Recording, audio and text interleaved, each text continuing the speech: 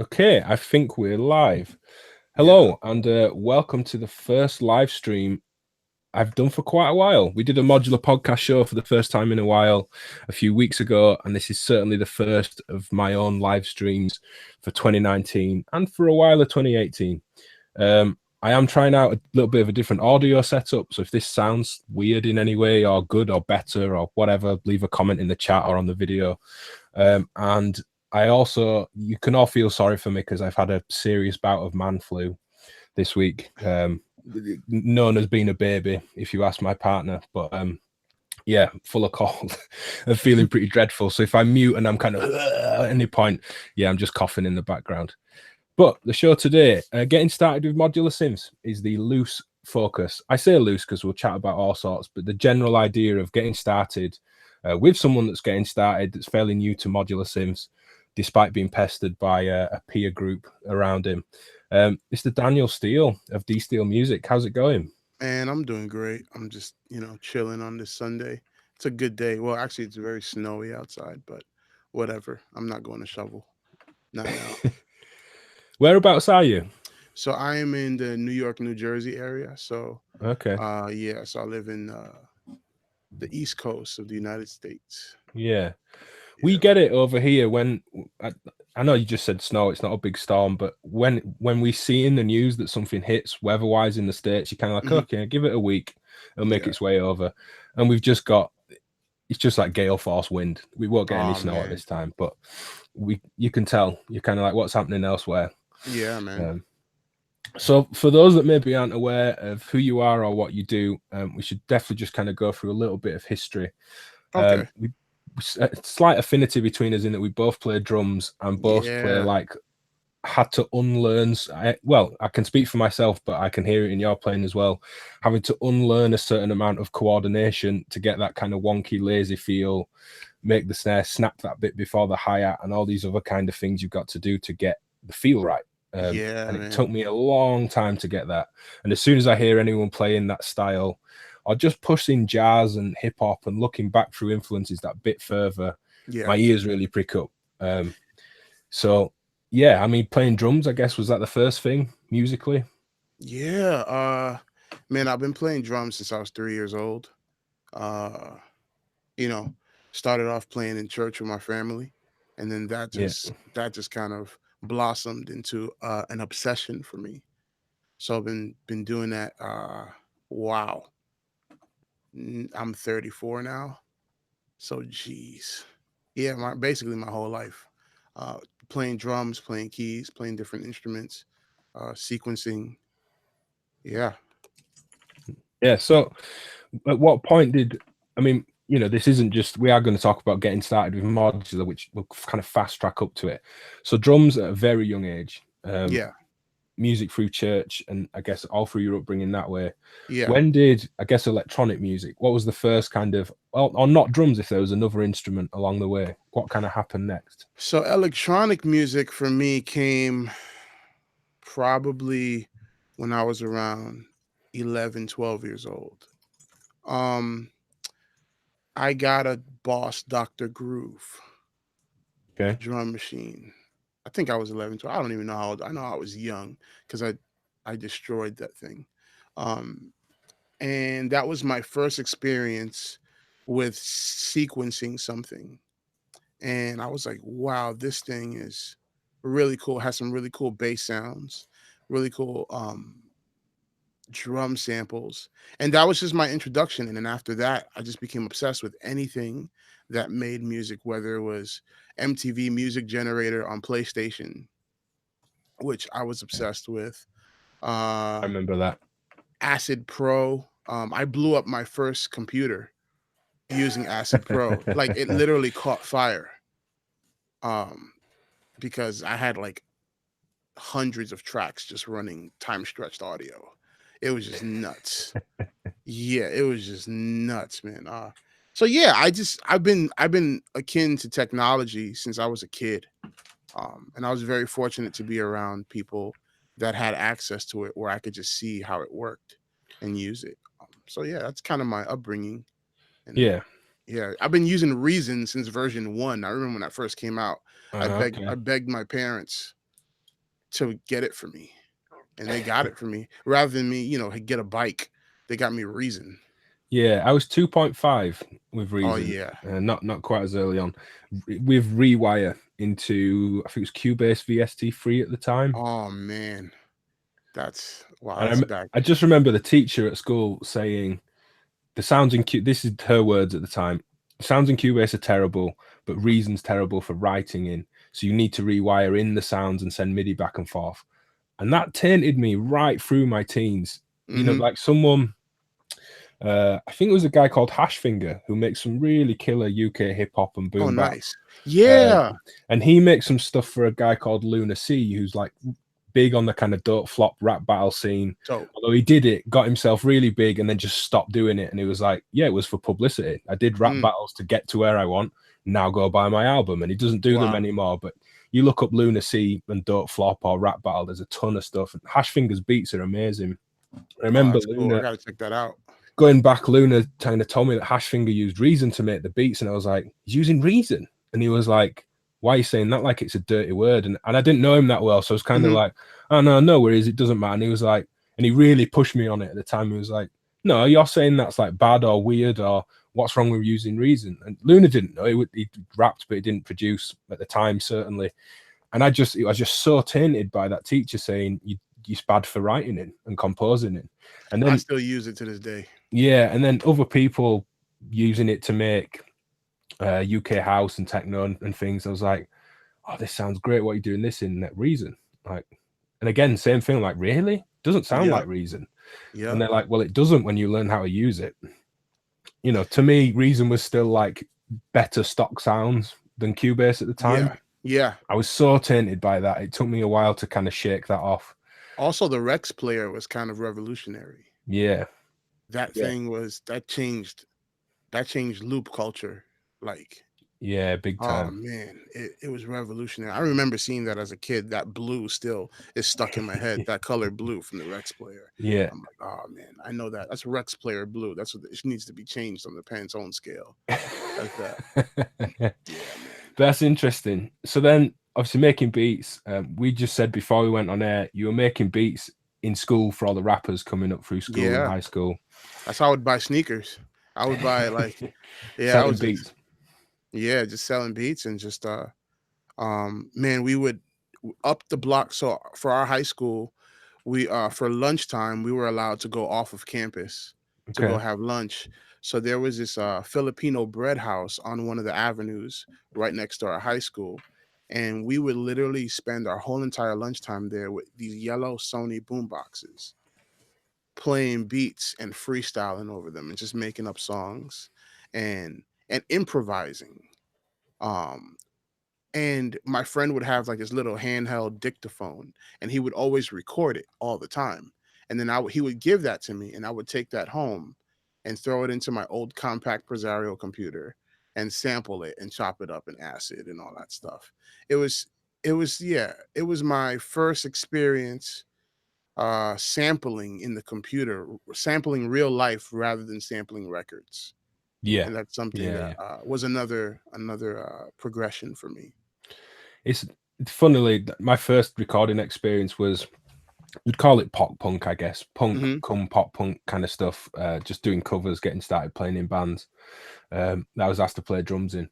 And we used to have an SM58 into an old Tascam cassette recorder, Hmm. and we didn't know that we could turn the gain down. We were like, this is just distorting all the time. How can we make it quieter? Like, let's move the mic further away. So that went to the other side of this long bedroom. Oh That man, didn't work. So we're like, let's just put it in the sock drawer. Like, we'll put it underneath the socks and like half shut the drawer. So that was the sound of like every demo from the first band. that's a And natural it's, low pass filter. yeah, I mean, it's lo-fi and nasty as anything, but Yeah, it's amazing what an SM58 under like 10 pairs of socks in a half closed drawer actually picks up.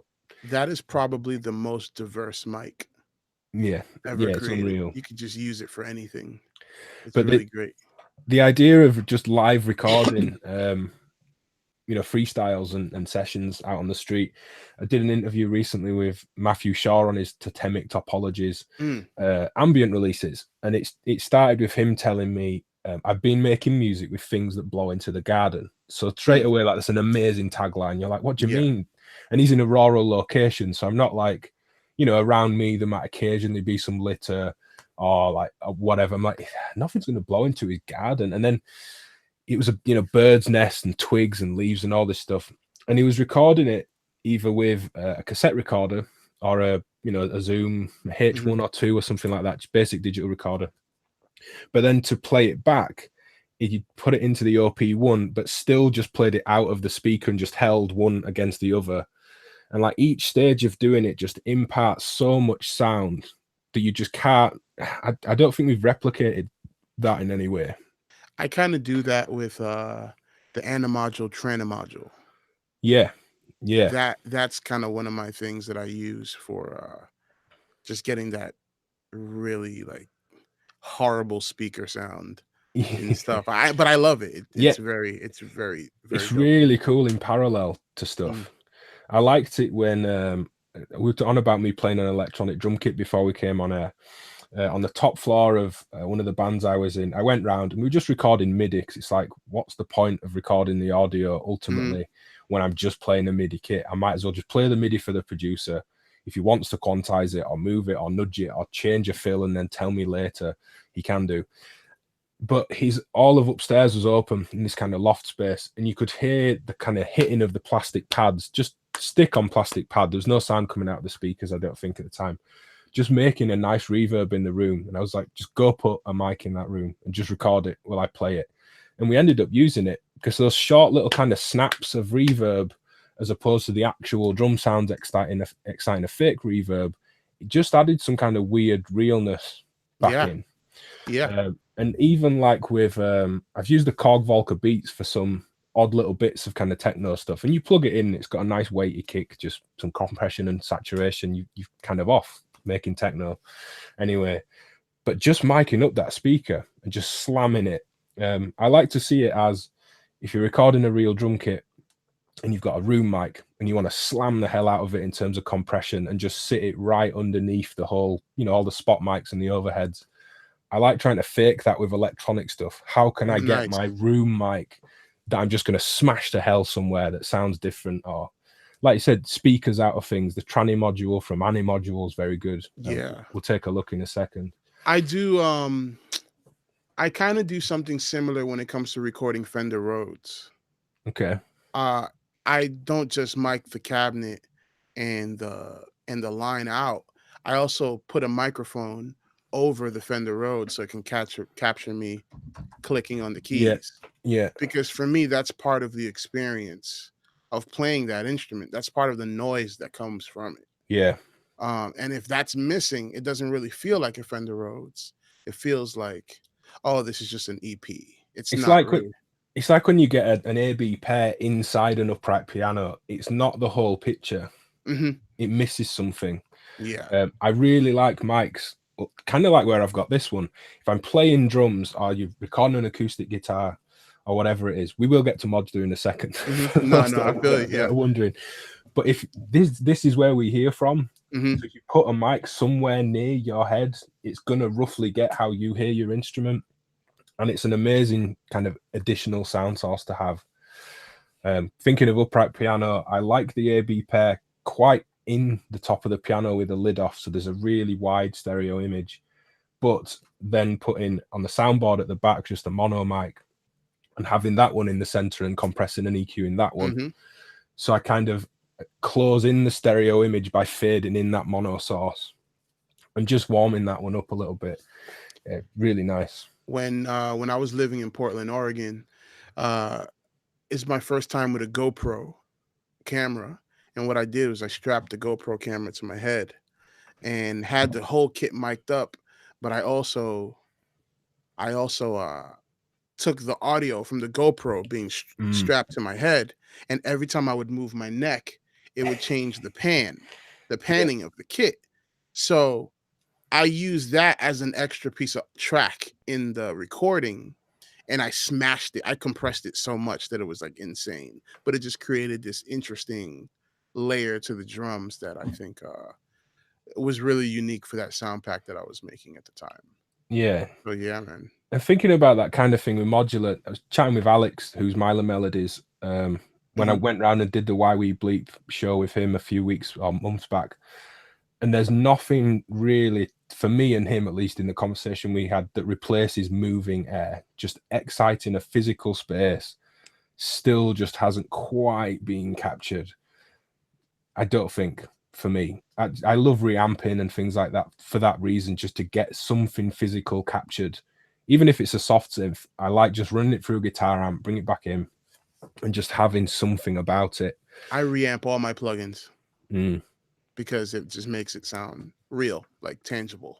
Yeah, and if you reamp all of them through the same amp, it's effectively creating that like band in a room Mhm. vibe. Like when everything shares the same short room reverb, you can create a fake space for someone to be in. You reamp them all through the same amp on similar settings, and you know, Anna, Serum, default plugins, vocals that were recorded really dry, whatever it is, just all seems to glue. And you don't need much of it. It just seemed, you know, minus 30 dB under everything else, and it still kind of just adds something. No, It seemed, definitely. I agree with you. I agree with you. And it's funny that you mentioning all this stuff because it's the kind of vibe that I try to achieve mm. when it comes to making music on modular. It's So uh it's uh it's hard because I have to think in a totally different way. yeah. Uh So you've professionally, and you know, this is your job, kind of 9 to 5 through the week, as it were. Although I'm sure you do different mhm. hours to 9 to 5 as a sound designer. You know, Yeah, performing, making music. We were on about some gigs you've done. There's loads more history that we can get into, and oh if yeah. anyone wants to hear and see more from Daniel, Yeah, just follow me on Instagram. yeah, follow him on Fine. Instagram. Check out the Beat People shows or some of the Synth Summit shows or producers hangouts that Ken does. Hi to Ken in the chat, by the way. Um, you know, there's lots of content with Daniel out there.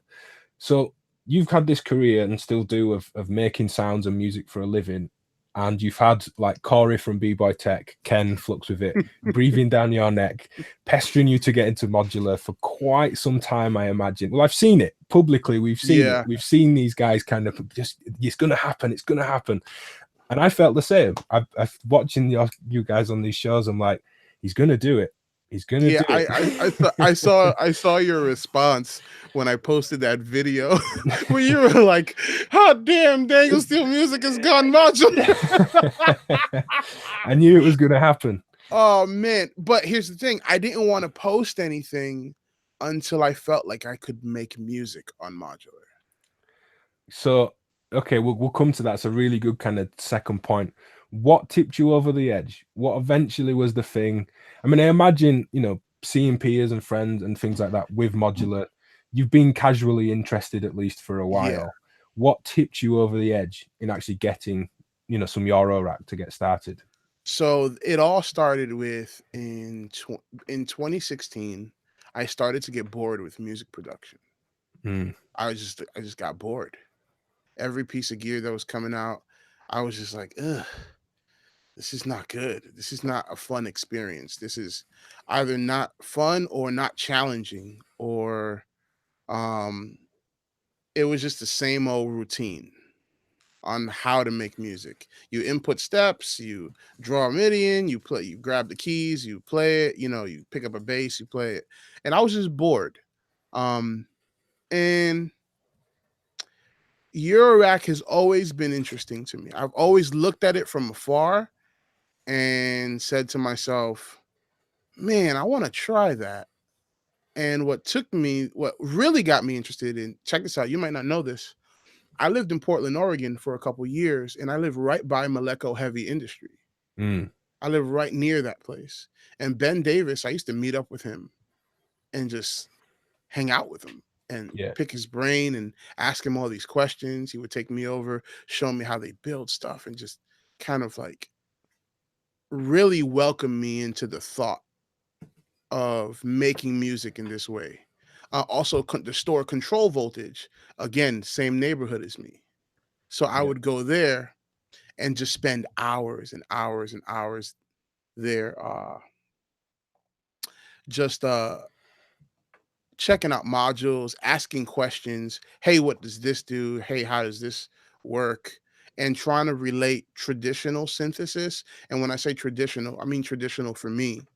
Um, keyboard synths, Moogs, uh, Prophets, stuff that I was used to, rather than modular synthesis. And then guys like Ken would always just tell me, like, dude, you want a mini Moog? Build one yourself. And I'm like, Yeah. what do you mean build one myself? And he's like, well, they have that filter out. Like there's many clones of the filter, and the oscillators are, they're available, and you can build the envelope section, and you can build this, and I'm like, whoa, this is nuts. And that's when I started to think about it. But then I would go on YouTube and listen to music and this is no way, I'm not trying to offend anybody, but a lot of the music that I heard on modular just wasn't good. It was just like, I was like, this is not good. Like, at least to me. No, I think there's a big culture of very quickly sharing.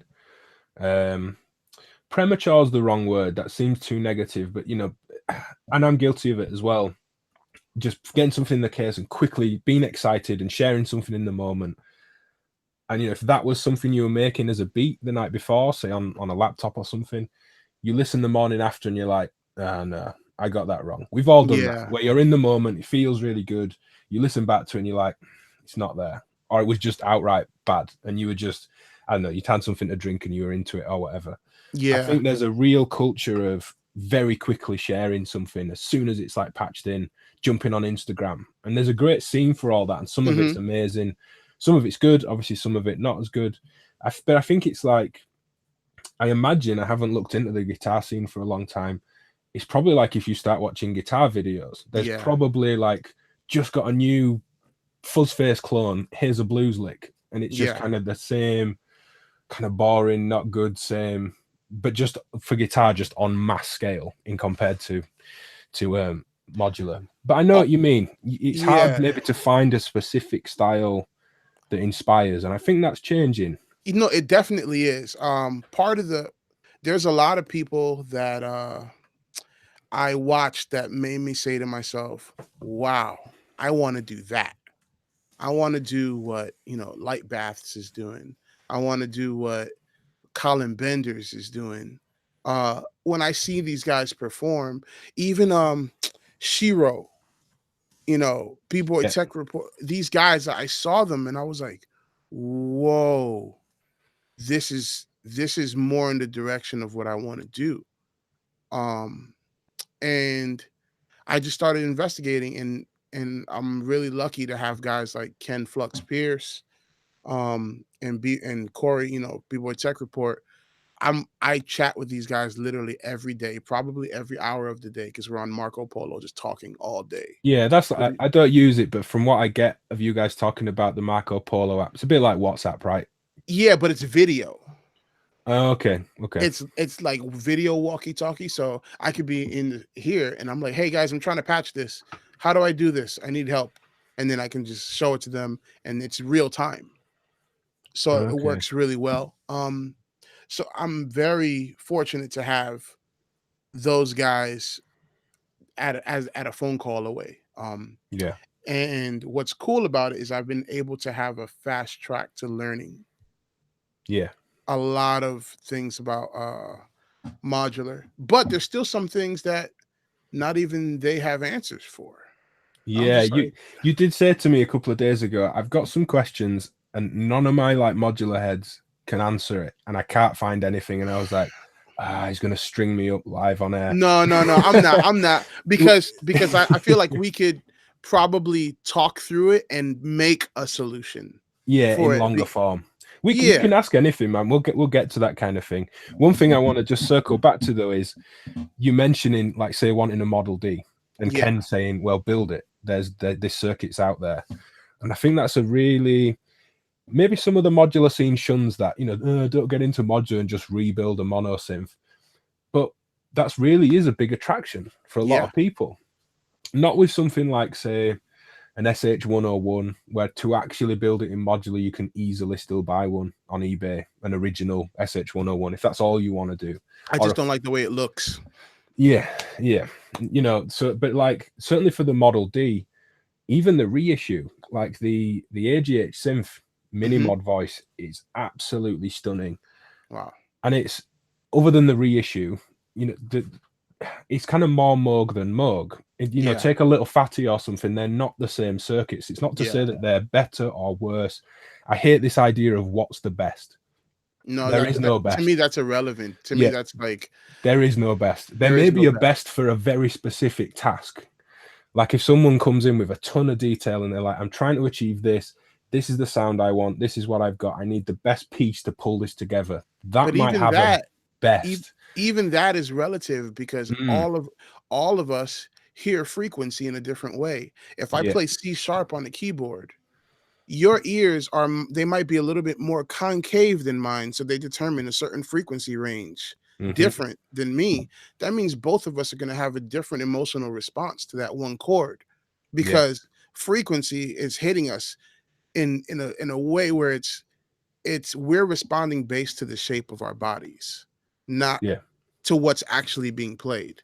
The environment around us is causing us to react to the same chord in a completely different way, based on how your ears are shaped and how my ears are shaped. Yeah. And that's something that I always tell people. I'm like, well, there's no such thing as better, because we all have different taste buds. We're all gonna experience things in a different way. Now, if something's bad, we're all gonna know. Like, but Yeah. better is There is different. bad food. Yeah, there is bad food. Yeah, There is bad sound effectively. But yeah, that I totally agree. There is no best. yeah. But I think that's a really valid way of getting in, of just, you know, if you want a 303 that you can maybe go a little bit further than the standard 303, a real one is like £3,000 in good Oh condition. yeah. You can have a poly 303 in modular for that. That Why? sounds like it would be insane. Now that I'm thinking Yeah. about what a Poly 303 would sound like. I don't know if I'd like it. Nah.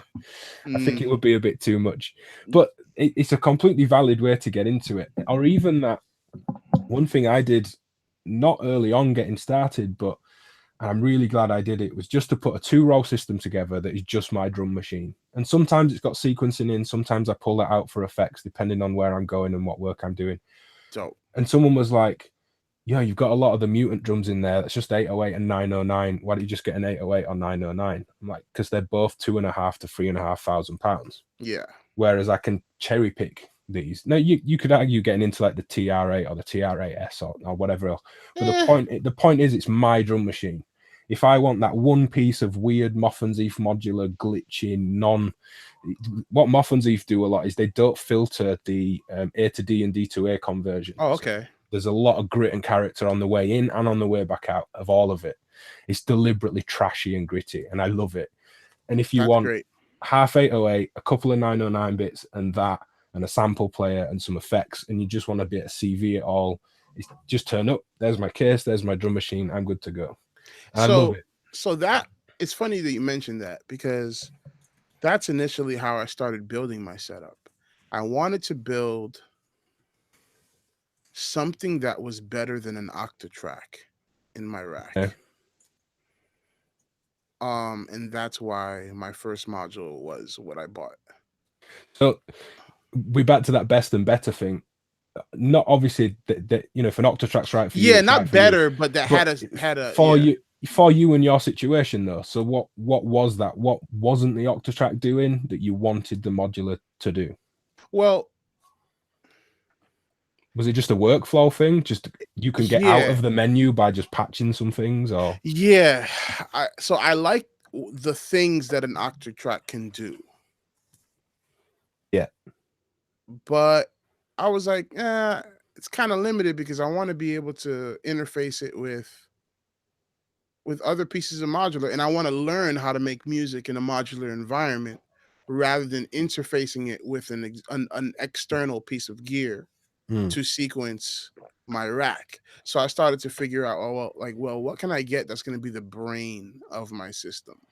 What's going to be the, like, the driving force. And then what's my music based on? Well, I'm a musician. I record a lot of audio, so I want to record my own samples and then throw it into something to be able to manipulate it. And I started to look for different solutions for that. And that's something that I discovered a couple of pieces of gear that really made me happy that I found them. That's just yeah. So for you, it wasn't about drooling over kind of vintage oscillator circuits. No, It was I'm about actually sampling. I'm actually anti-vintage. Okay. Like I like vintage music, you know, I like vintage sound, but I feel like okay, that guy can do it. I want to go to the future. I want to Okay. take stuff to a whole nother kind of That's what Roland say when they get questioned about all the analog clones coming out and why they won't do it. They say we're not looking to the past, we're looking to the future. yeah, but then they keep putting out But they're just doing a digital rehash of the yeah. of it anyway. So, It's not that futuristic. yeah, it's yeah, to me that's just like the politically correct to answer some marketing questions, but that's neither here nor there. But I get what you mean though. You can like vintage sound and you know you may have a filter or something based on that, but the workflow and the way you want to work, you're not trying to work like you're in a 70s analog synth studio. yeah, I'm not trying to use SysX anymore. Yeah, I get it. like I'm like, can we stop with that? Like, no. Well, it plays into that, very much plays into Emily from Mutable Instruments. She said years back, I think, people would ask on the Mutable Instruments forum, how do I get started? You know, it comes up all the time. It's the whole point of me having this live stream.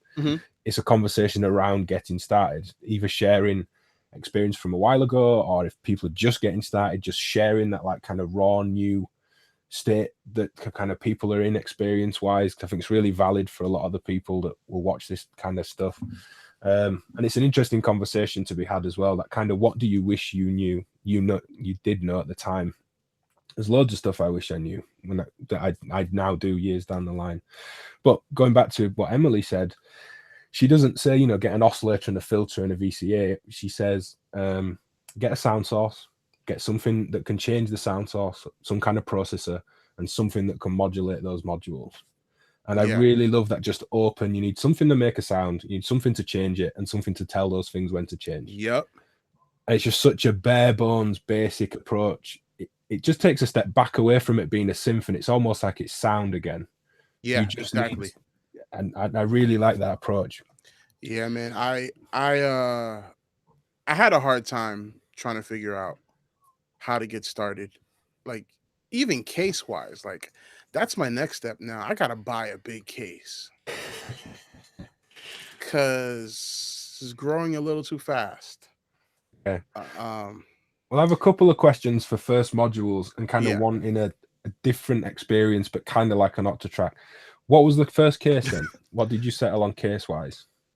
So I actually bought I bought the what do you call it? The Arteria 6U. The Rack Brute. Rack Brute. Because I had the Mini Brute 2S, which I love. Yeah, I've got a man, I've got to edit this down. Luckily, I filmed it all before this serious bout of man flu, death lurgy that's gone round came my way.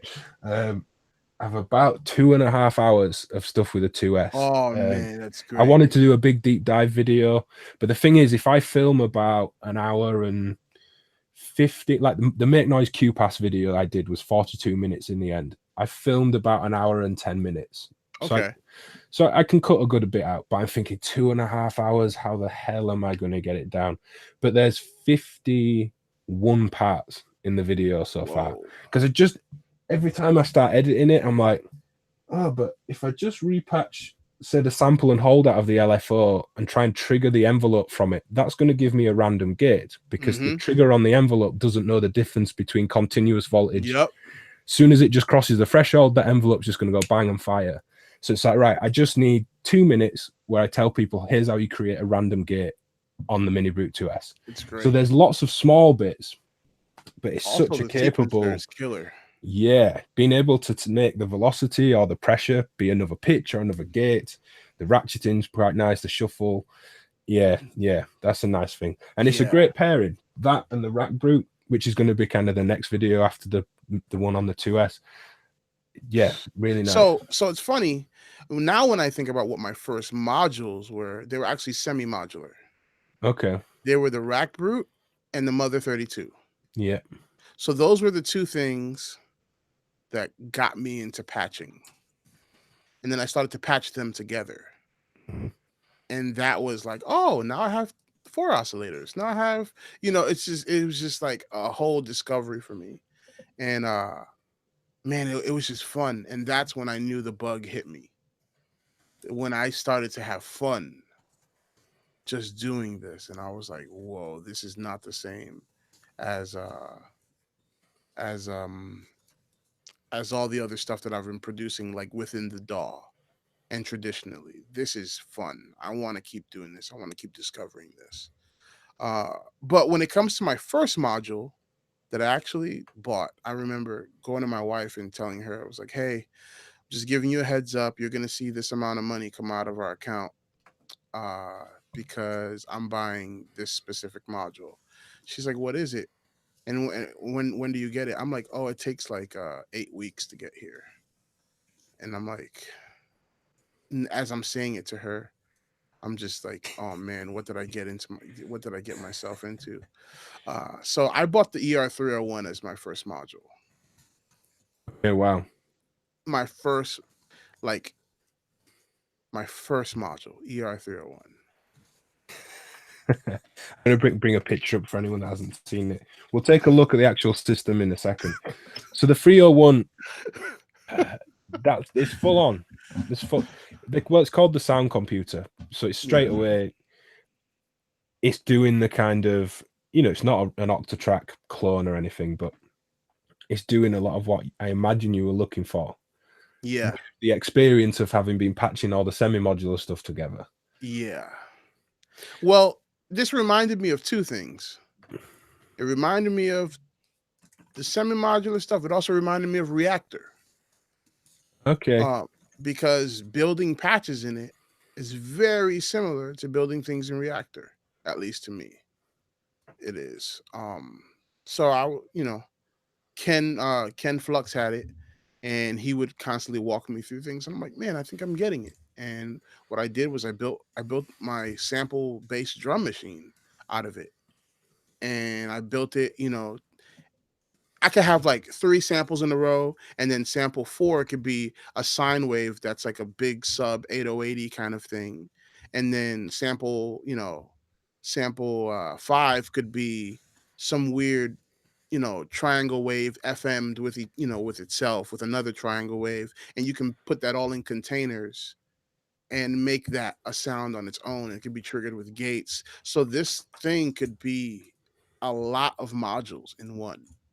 And that's kind of why I went with it, because I said to myself, well, if I'm gonna dive in, I'm gonna get something that is gonna be very diverse, that'll hold me down for a while, that I can just learn it and kind of be creative and be experimental with. Yeah, you're not going to outgrow that thing. Yeah, I'm not. So it's as strange potentially for many people. Well, for me, if someone said, "Oh, yeah, I've just bought a 301, that's my first module," I'd be like, "What?" And I can imagine a lot of people are. It makes sense on the kind of journey through if you're getting started. Yeah. So did that come at the same time as anything else, or did you have enough semi-modular and that you felt like I can dive in?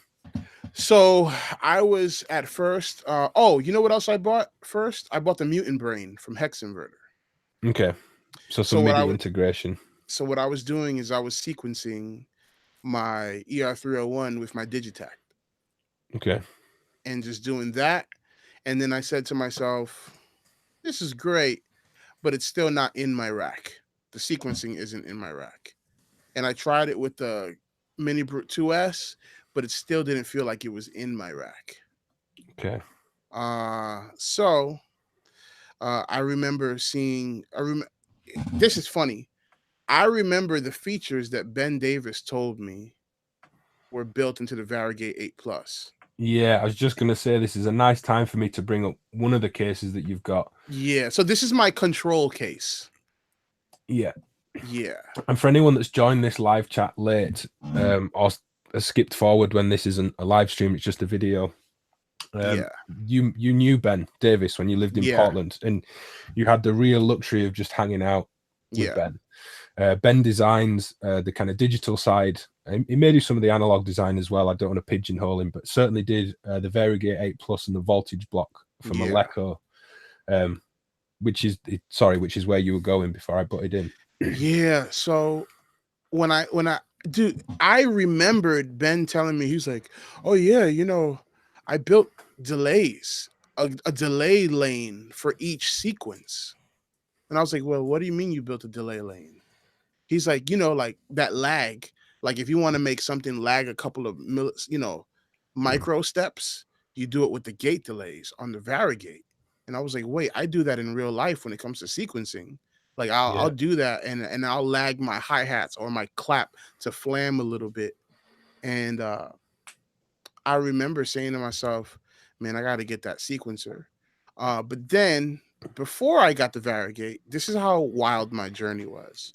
I was like, "Man, I need something that's gonna do melody in an incredible way, and it's gonna be dedicated to melodic sequencing and correct. modulation." I got the Fluxus one. Yeah. See, looking at this rack, I'm seeing being able to hang out with Ben Davis in the middle, and then I'm seeing Ken Yeah. Flux on the Yeah, right. he's literally in my rack. Yeah, yeah, yeah. But Ken's done some great stuff for the Fluxus one, and Mhm. I haven't tried one. I haven't had one here. I've only tried it at Super Booth and met Tenkai at Super Booth and had a good time getting to know him and the sequencer a little bit. Mhm. The idea on that thing that, oh, I just wish step 4 was an arpeggio for 4 beats, and it's like, all right, there it is. You know, That's what blew me you've away. a melody, and then step 7 arps its way up a minor chord or something. Totally crazy. Yeah, so I saw that, but that was the one sequencer that sequences the way that I sequence in the DAW. Okay. So I was like, "Whoa, I can actually achieve my sound in Eurorack with this sequencer for melody. And then I could also achieve my rhythms with the Variegate 8 Plus." And then the voltage block was me being able to have automation. That's how I look at it. For me, the voltage block is just like my automation lane in my DAW. Yeah. That's what the voltage block is for me. Aside from it being a sequencer, for melody and a lot of other things, to me, it's like my automation lane for my DAW. And that's what makes this control section of my Eurorack very special to me, because I feel like it's my MPC in my Eurorack. Yeah. Yeah. Things with the variegate, like you were saying, the gate delay or the step delay, just being able to look at a slider and just to hit the delay button and just think, this is going to be anywhere from on the beat to the next beat if I slide it all the way up, and anywhere Mhm. in between. Yeah. Really cool. And I love the real-time record on the voltage block. It's like making custom LFOs. You're just listening to something and you're like, I wish it would just kind of rise up, and you're not thinking in terms of beats or bars, or it's just free flow. Just I wish it would rise up and then come back down quickly and then up and down again. And you just kind of draw the shape live on the slider Yeah, as it goes, it's great. and it's just there. It is. It's really nice. Yeah, I also use it to chop samples. In what sense? As modulating like start and end points, or Yeah, okay, because I love the feature where I can hold down a step and then fine tune it. fine tune it. For me, that's a workflow thing. And that's I, something that I'm like, I didn't really find that in any other module yet so far. I think that's a really. I'm just going to pull up a voltage block for anyone wanting a more close-up image. It's a really underrated way of using the voltage block, I feel. Not only can it be sequenced, and as you said, you hold a button and that holds that step, and then you fine-tune it, but the fact that you can just play it live. Hmm. You press a button on the bottom, and they're the step buttons, 1 to 16 along the bottom, and you hold one of them. It doesn't need clocking, and you've got 8 custom voltages, on that Yep. step, and That's almost correct. playing it like how I see people approach pressure points from make noise, Exactly. but Exactly. with more stages and more outputs.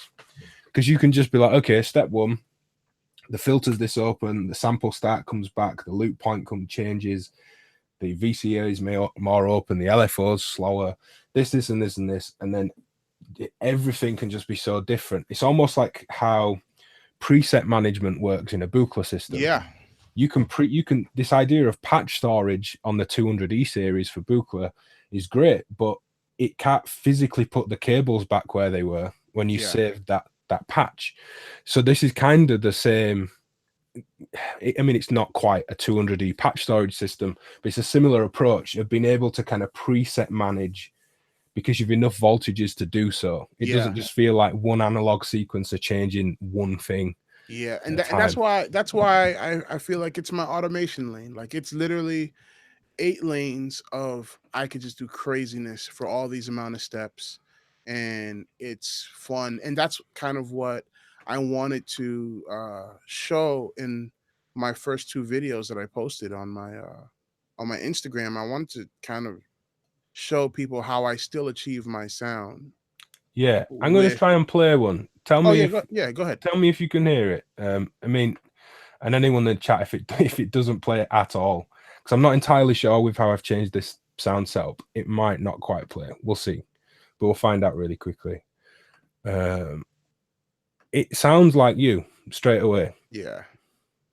Is that coming through? No, it's not. Okay, never mind. No, it's all People right. the link is in the description for this page already. I figured it might not, No, it's all right. which is a shame. But yeah, the first 2 videos right there on the Instagram page. Yeah, that's my first 2, man. That's how I'm introducing myself, because I didn't want to introduce myself until I could sound like myself. And there's still some things that are hampering me from sounding like myself. And those are the questions that I have that are they've been keeping me up at night.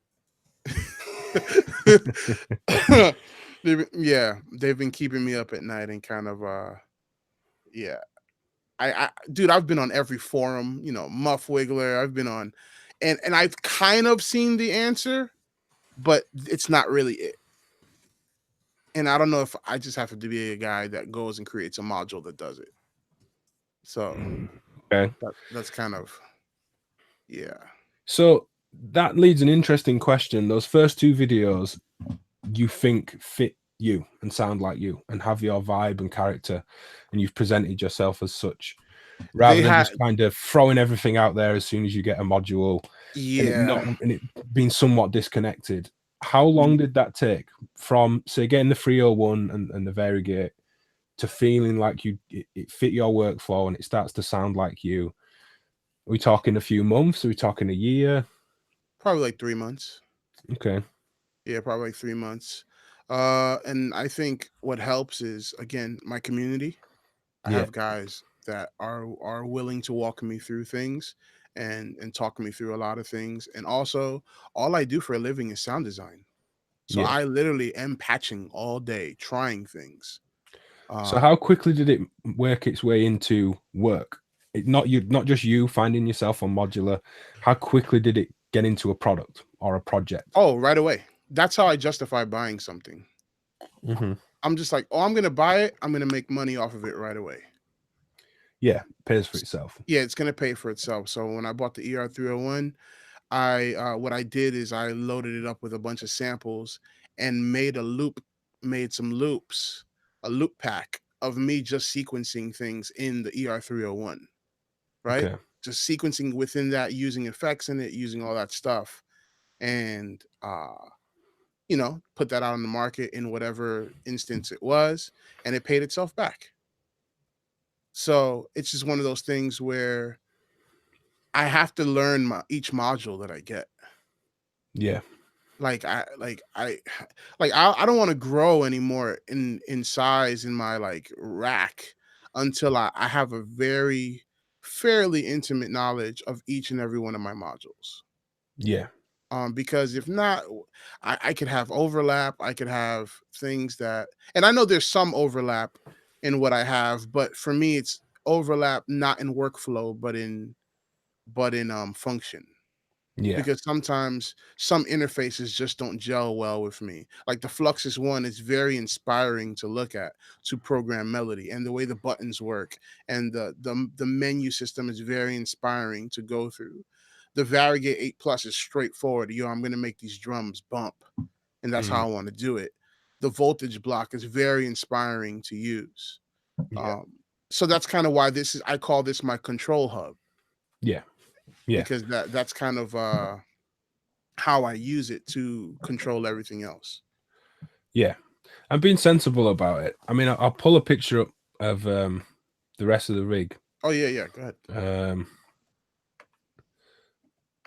So what was next in terms of modulars? Man, Plunk. Okay. And what was that? Just a different, more unique take on a drum voice? Was that the kind of reason for Plonk, or? So I'm obsessed with physical modeling, Okay. and I loved Applied Acoustic Systems. I love their plugins, Chromophone. Yeah. Uh, I use it a lot for my own production and for my own sound design. So when I saw that they had a module that they helped, with the development of it, I was like, man, I wonder what that sounds like. Went online, I saw Andrew Huang's video on it, and I was like, oh my gosh, I need this in my life right now. Like, especially as a sound designer, like this was Yeah.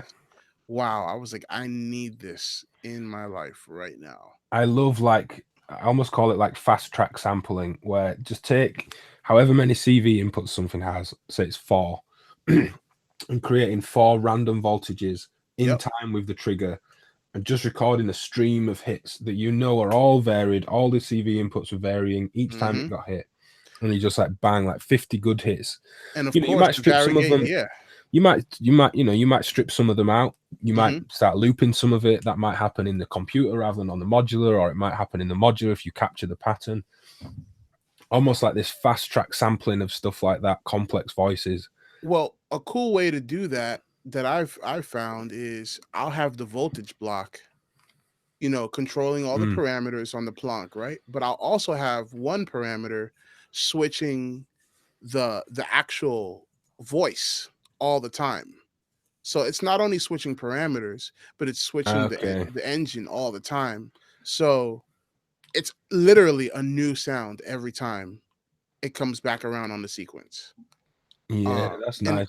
and that's fun because it injects this randomness that is just exciting. I don't know what's going to be the next sound that's going to come out of there. It could be totally out of control. It could be super soft. It could be super low in volume, or it could be the most destructive thing that you've ever heard. And I am very excited by that. Yeah, and you just don't know. You can't possibly go through all those, continual analog variations that like a random signal gives you. Yeah. I've seen pictures of, in fact, I think Ken, and he's in the chat. Ken, correct me if I'm wrong, or tell me where to find the image and I'll pull it up. He'd put an image up of a piece of gear. Let me grab a module, just for example. And he had a piece of paper that he was like slotting between the knobs with 6 points drawn on the Oh paper. yeah, yeah. That's Ken. Yeah, Yeah. yeah. If that was Ken, so, you've got, on this piece of gear, this is the LED rover, which sounds really good. Module. Mm, It's coming out soon. So you've got drive, you've got gain, you've got color. Volume, I think, is just like passive volume. I don't think there's a color nice. to it.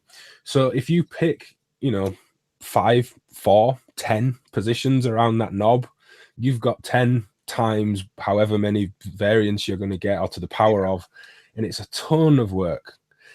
Which is why I think Ken was sticking the paper in. So it's like, right, this knob there, this knob there, this knob there, and then this one, I'm just going to move it a bit. Right, Yeah. record that.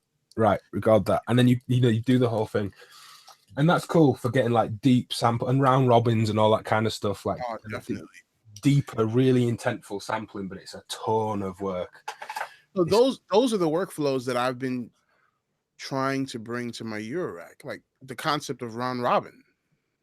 Like that's something that achieving it with samples is fairly easy. But with a modulation source, now you got to think in certain ways. That's one of the questions that I've been uh really thinking about a lot, because part of my sound is not only like wonky drums or super, because my drums can either be super wonky or super quantized and super rigid and on point. But is there such thing as CV delay? It's got to be doable. I'm just trying to think. There's gate delay. Again, Maleko make a nice gate delay. Or you Yeah, I could do have that. that too. Yeah, I have that too. Yeah. Or you could do that with, maths. You put the trigger in and take the end of rise output, and the rise time becomes like the gate delay. That's a nice trick. CV delay.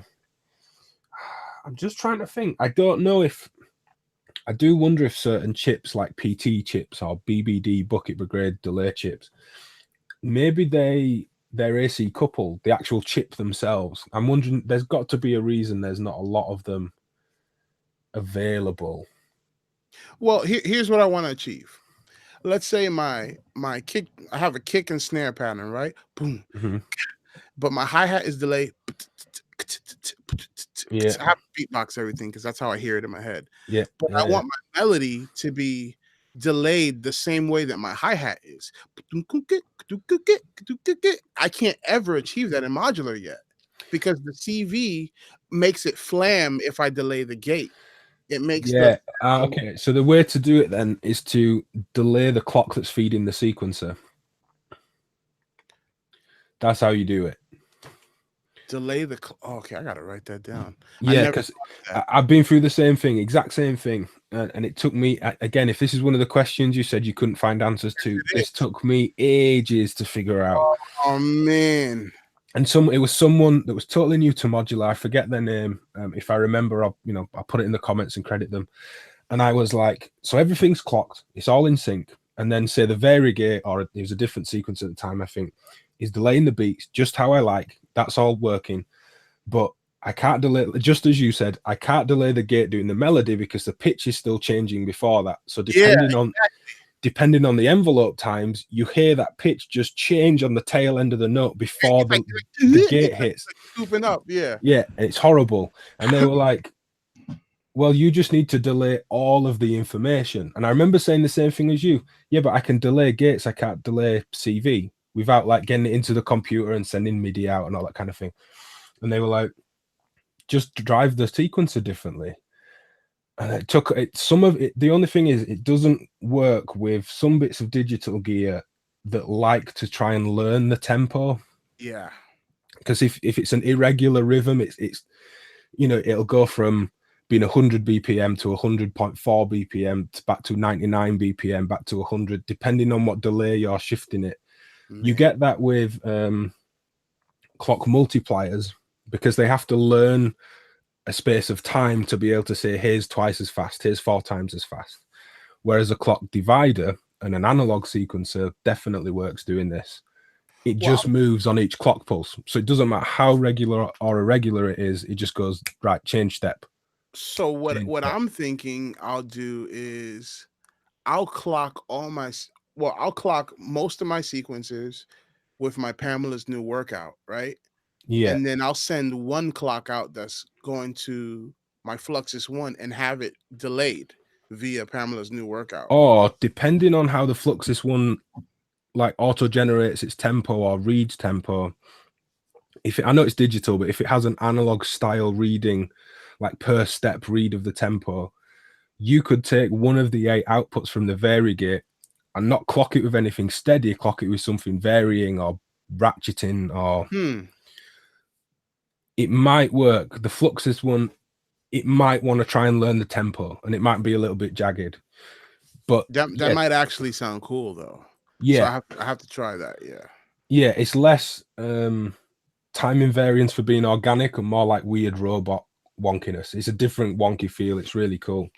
It's nice if you do that with, like I said, with a multiplier, something simple like the 4MS SEM, shuffling clock multiplier.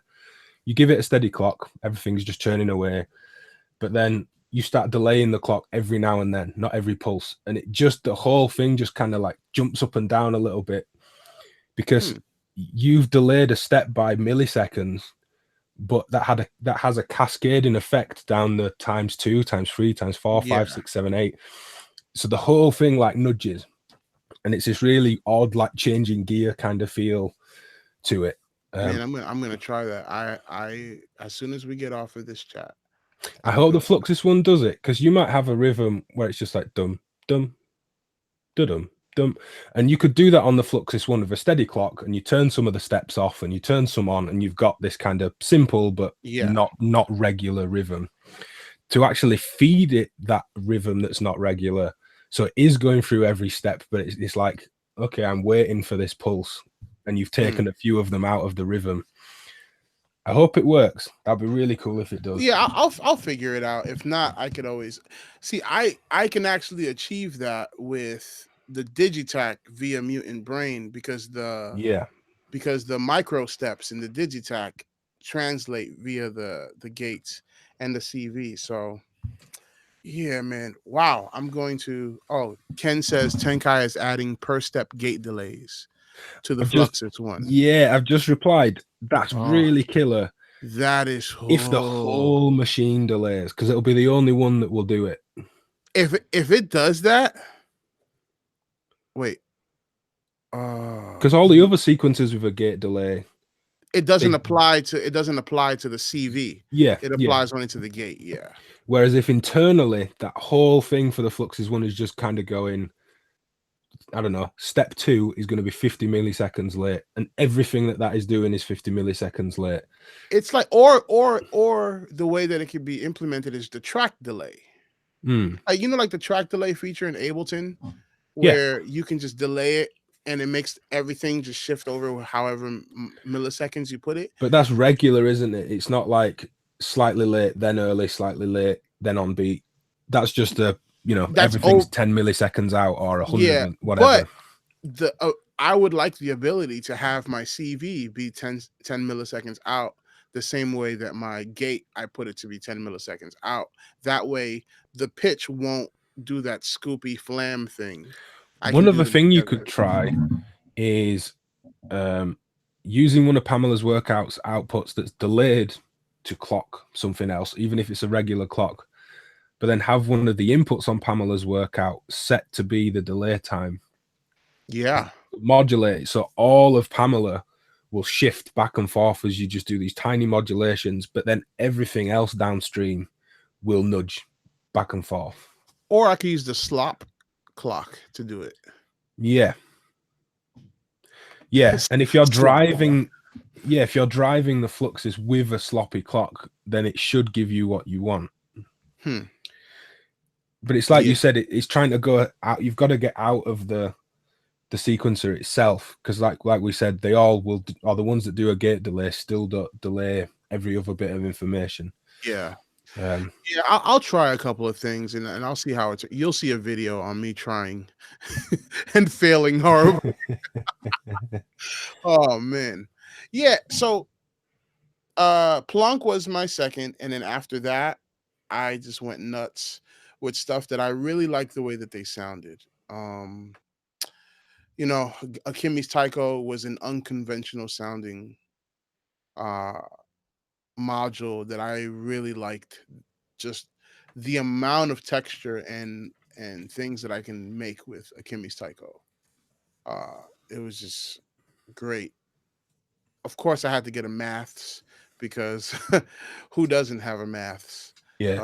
One other thing, just because it's come up in the chat and I don't want to forget. Anyone that wants to ask questions, by the way, Mac in the chat room asked a couple, like how to get 6/8 rhythms in modular. I've written a couple of them down to come back to.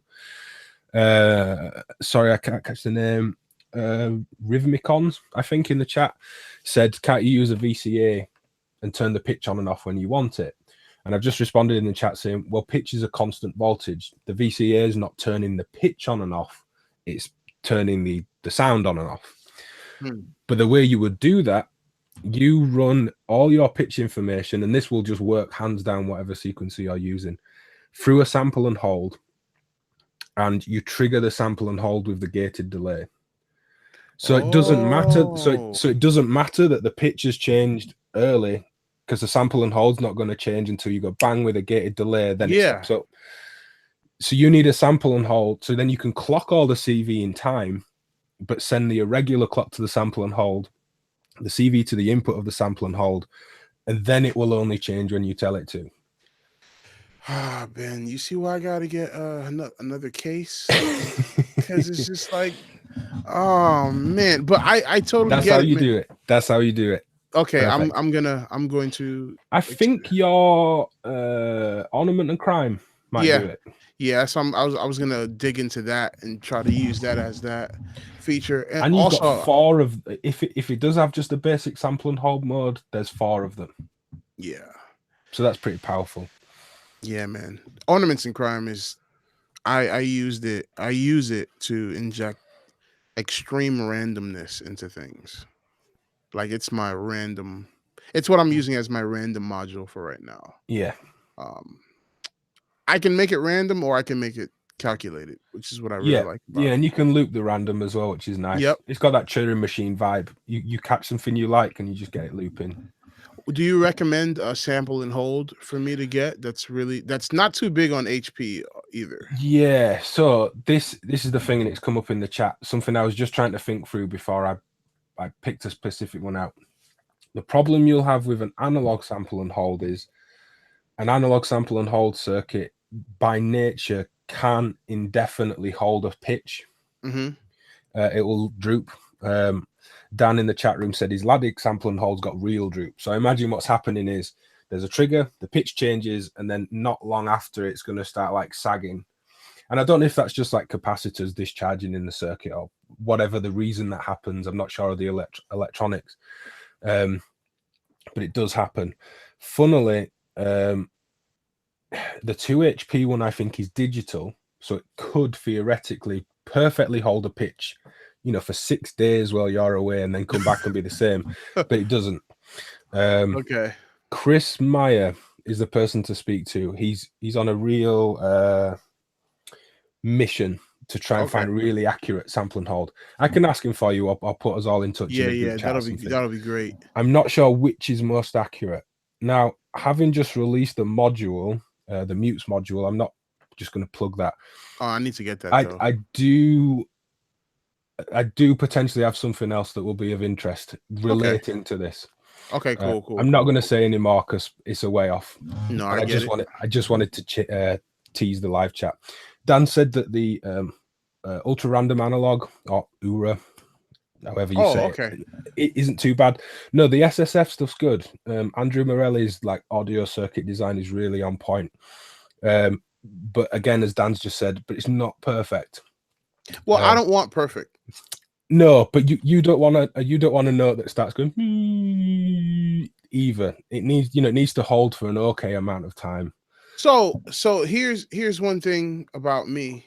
I'm okay with modules having their mistakes and their limitations. Okay. Because that's kind of what makes the sound unique about them. Even with flaws, I know people say, oh, well, this module doesn't have this.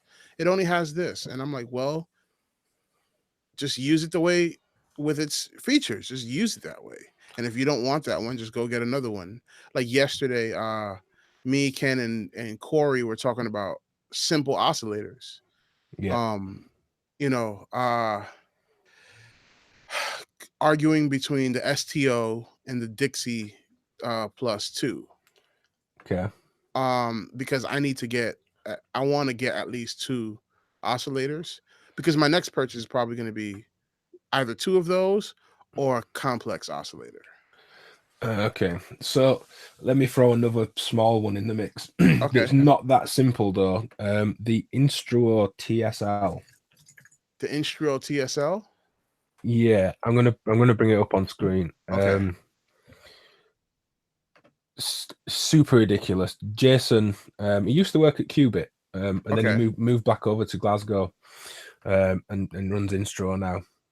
Oh I have a wow. demo of it. I'll send the video and things as well for this to you later. Great. But tracks really well. You've got the squares are sub out that can be -1 or -2, which is fine because I'm just happy it being a sub. I'm not too fussy. Yeah. Triangle and sine, but there's a folded output with a really nice wave shaper on there that's CVable in the bottom right. If I can zoom in. So you've got a wave fold and a CV, but then you've got a symmetry that you can play with as well.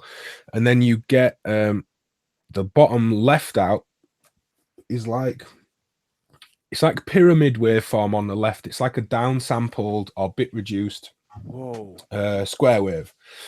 So you can sort of see on the image, it goes from like a fuzzy-ish triangle to like a stepped, weird downsample-y vibe. It's all analog. That sounds a little digital because, you know, introducing steps into something is like bit reducing it or in the time domain downsampling it.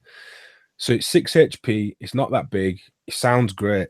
There isn't a saw wave. So if you're like, I want, you know, to be stacking detuned saw waves and stuff like that, this won't do it. But there's a ton of other sounds. It syncs really well. Linear and exponential FM. Just, it's one of those that people seemed really interested at the time, and then it's kind of not. Unlike Instruo's CSL, which seems to have really made its name as a complex oscillator, this one doesn't seem to have kind of like penetrated everyone's consciousness as much. So I'd throw that in there. I mean, listen to it, you know, listen to demos and see if it's for you.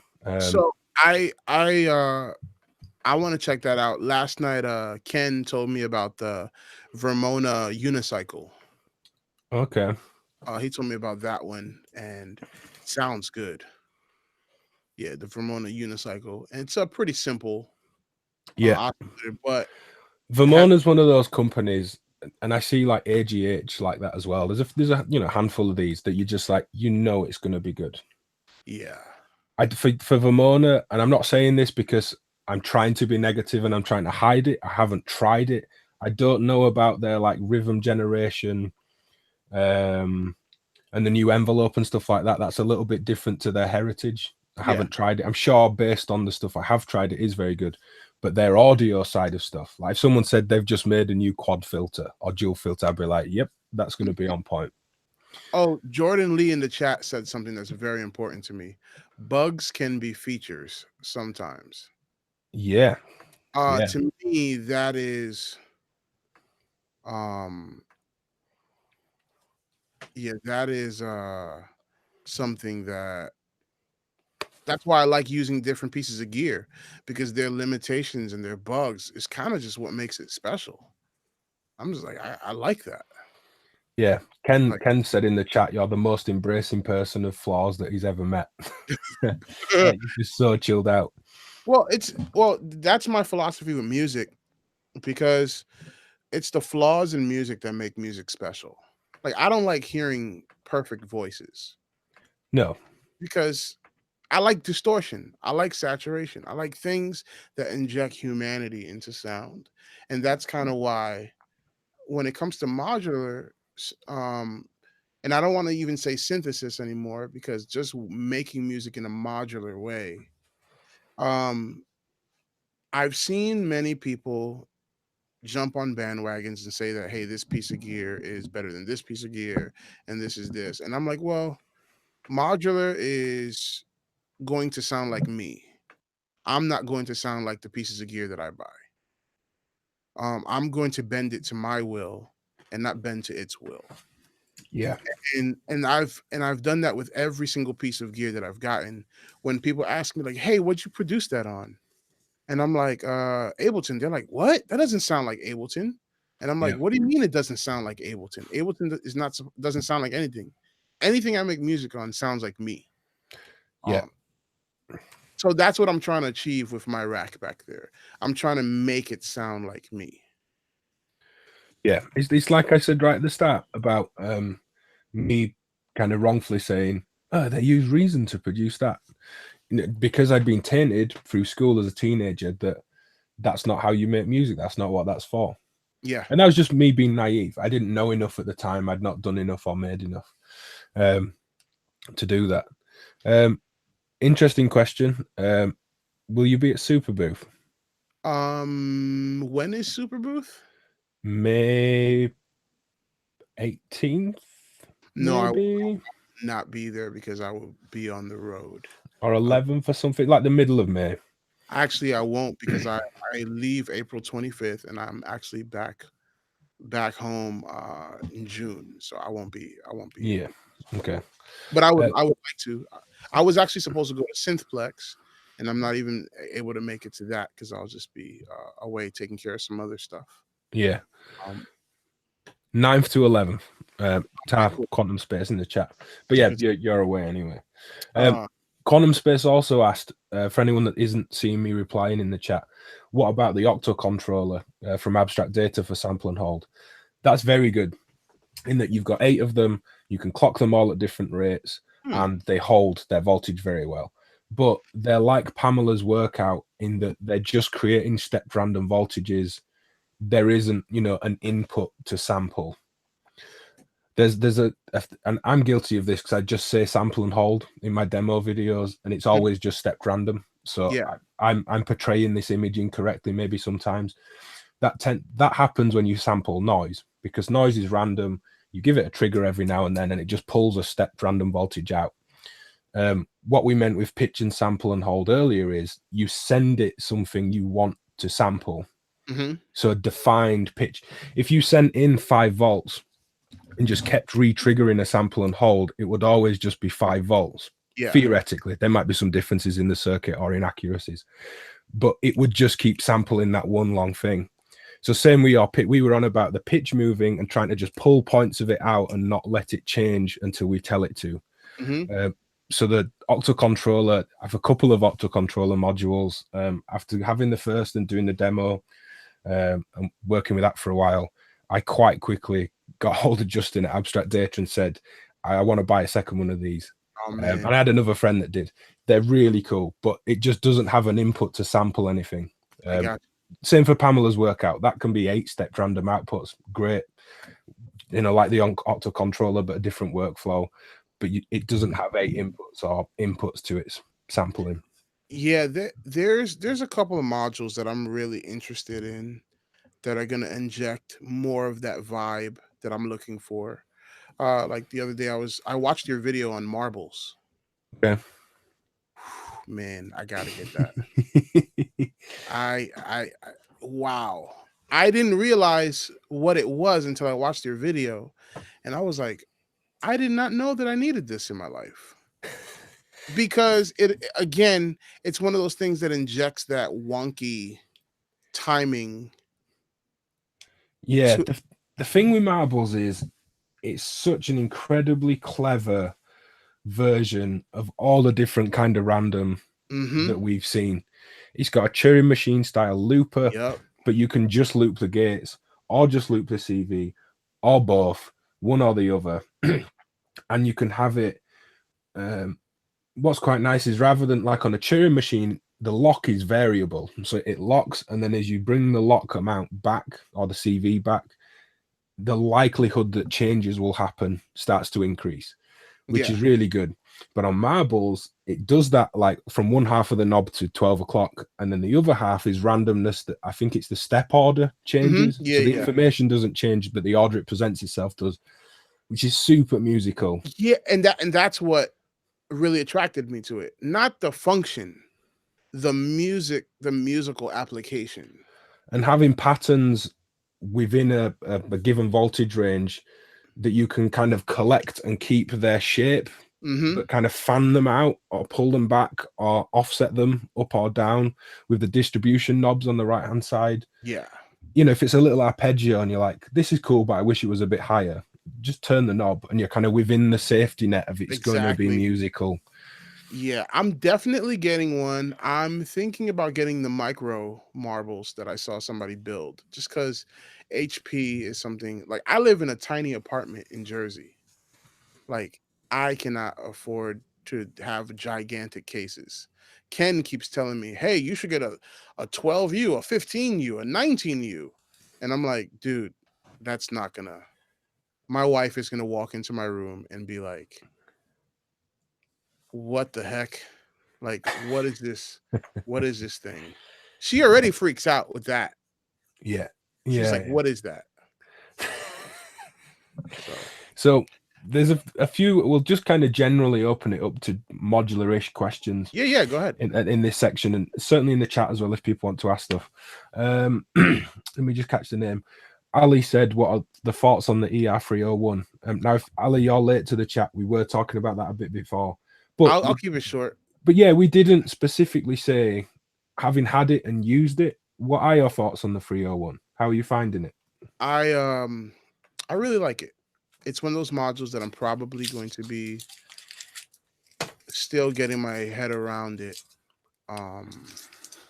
for the next couple of years. I don't think I'll be ever be able to master it because Brian at Orthogonal Devices is always he keeps updating it. Yeah. Hey guys, guess what? There's 20 new features, you know, and yeah, man, it's just one of those things where it's always growing. It's the sound quality is great. Yeah. So, yeah, if anybody has a chance and has the ability to get one, I would say do it. Yeah, get it. I have nothing but good things to say. I haven't tried it, so I can't comment. I've seen people do amazing things with it, and I haven't heard a bad word about it, and you rarely see them up for sale. I have one con. Okay. Menu diving on the spot. Yeah. Is hard for me, and that's the reason why I bought the Nebula. Yeah. That was going to be one of my questions. Okay, yeah, go ahead. Ask your question, then I might be able to answer. Yeah, it was how are you finding and fitting in the 301 as a sample workstation against the Cubic Nebula that's in the other case? So all that sample chopping that you heard in my videos, yeah, was the Nebula. All the drums were coming from the ER301, and the Nebula was being chopped up by the voltage block and being modulated all by the voltage block. That was fully being sequenced by that. And a couple of things were going on. The voltage block was sequencing the start points and the length of the samples in the Nebula.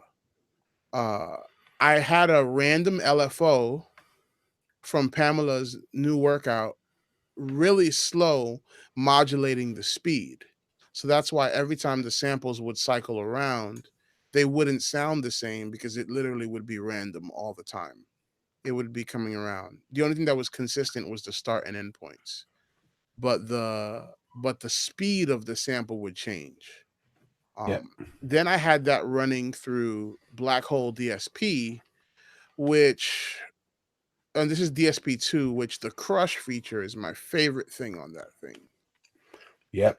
Because I actually get that lo-fi tape warble thing by multing that same LFO that's controlling the speed on the Nebula. I'm multing that out to control the crush feature. It does that beautiful thing that happens when you resample sounds where, you know, in a tape sense, you slow it down, the pitch goes down, but all the harmonics come down. So if you were using an old sampler that had an internal sample rate that was just above hearing range, and you pitch it down an octave, then all that aliasing drops down an octave. Yeah. So that's effectively what you're mimicking there, that you've got a really clean digital pitch shift, but you're then pulling the sample rate of the effects down, so the whole machine feels like it's kind of, yeah, man. The quality of the machine is changing. It's beautiful, man. And to me, that made me feel like I was listening to old, you know, records that were produced by Pete Rock or like DJ Premier, or when they were making stuff on the SP1200s, and had that vibe to it. And also the pitching that happens when you move that crush, it's smooth. I don't know if there's a glide on it.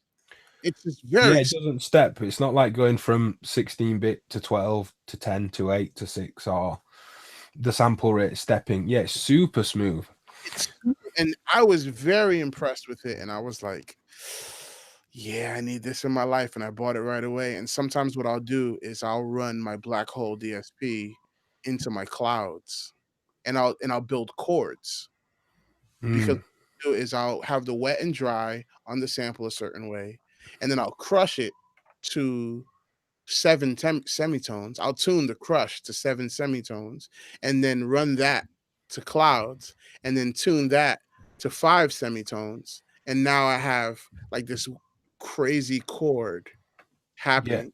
And And each it's note great. and interval is a different quality, effectively.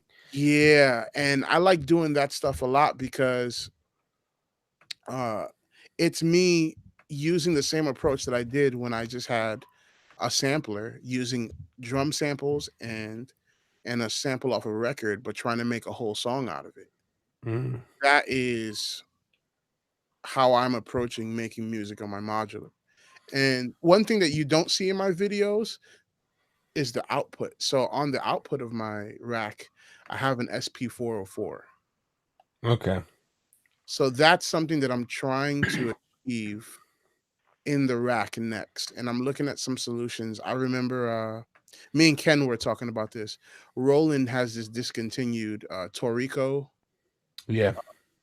thing that's an effects craziness like box Yeah. that sounds like it's my cup of tea. Like it's something that like I really need to get my hands on one of those.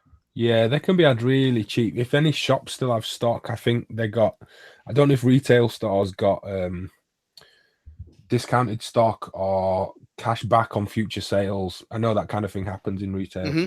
because they got, they got discontinued and just discounted massively. One thing that might be nice, coupled with some kind of not bit crushing, the down sample thing, like the lower sample rate, low fidelity kind of SP1200 kind of vibe stuff. But as well as that, maybe like a ZFX lo-fi junkie. Yeah, I actually have the pedal. Okay. So I just you know that vibe of just compression and then like the top end low fineness, the top end reduction. well, when it comes to compression, I'm actually interested in the Godbox Lollipop. Yeah, yeah, that's nice. The thing with the lo-fi junkie is I bring it up because it takes out the top end. And if you do that before the bit of aliasing comes in, that seems to get you closer to the quality of those older machines. Yeah. But if you're in stereo, you need two of them. To be fair, it's the same with the Lollipop. The Lollipop's a really good compressor, and the drive on it's really nice as well. Well, that's another dilemma for me because I come from a DAW background, so I want to multi-track all my stuff. Yeah, So part of my journey now is trying to figure out how to record all my stuff. Because as of late, all the stuff you've been hearing is me recording a 2-track into Ableton and just, mastering that. I yeah. haven't really been able to multi-track everything. I'm looking at a couple of solutions. I'm looking at the Befaco whole mix system that they have. Uh, I'm looking at that, looking at the WMD performance mixer with the DB25 output. Yeah. Uh, that is looking really attractive to me. Um, so yeah, The I'm only just thing with that is they're pre-fader out, not post. hmm. So if you set up a mix on the mixer, it's not captured. The panning's not captured. And any muting or CVing of those levels isn't captured either. And that's where the mutes module will come in. Yeah, but you wouldn't be able to get it between the DB25 snake. You'd have to cable out into it. It's a little strange. I do use a DB. We're not going to see it, but the snake charmer Hmm. from Praxis is 8 inputs and it's 8 balanced line level outs with level control and LEDs in the knobs that show you when your external gear is likely to clip, but that thing never clips. There's so much headroom on it that can be going red. Who And makes that? Praxis. I'll Okay. pull it up. Praxis, I think. But that's just an output stage.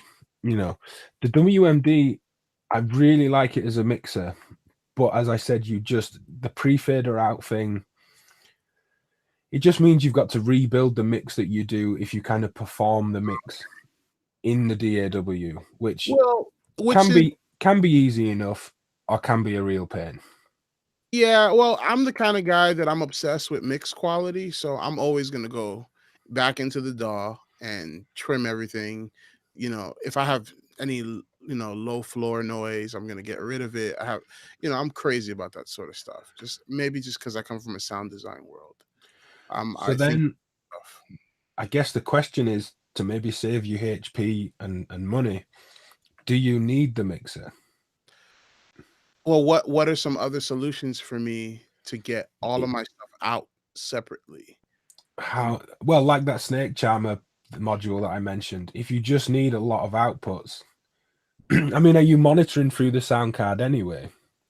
No, I'm not. So right now, my system back here, my modular system is separate from my main system that's up here. But I can record everything that's happening back here to my system. So normally what I'm doing is I'm recording everything 2 track through my pre's and right into my DAW. But I would like to send everything separately out. That's Yeah. basically my my goal. How many outs do you need? At a time, I think what I'm gonna be doing is maybe 6 outs. In that case, maybe the Bafako Hex Mix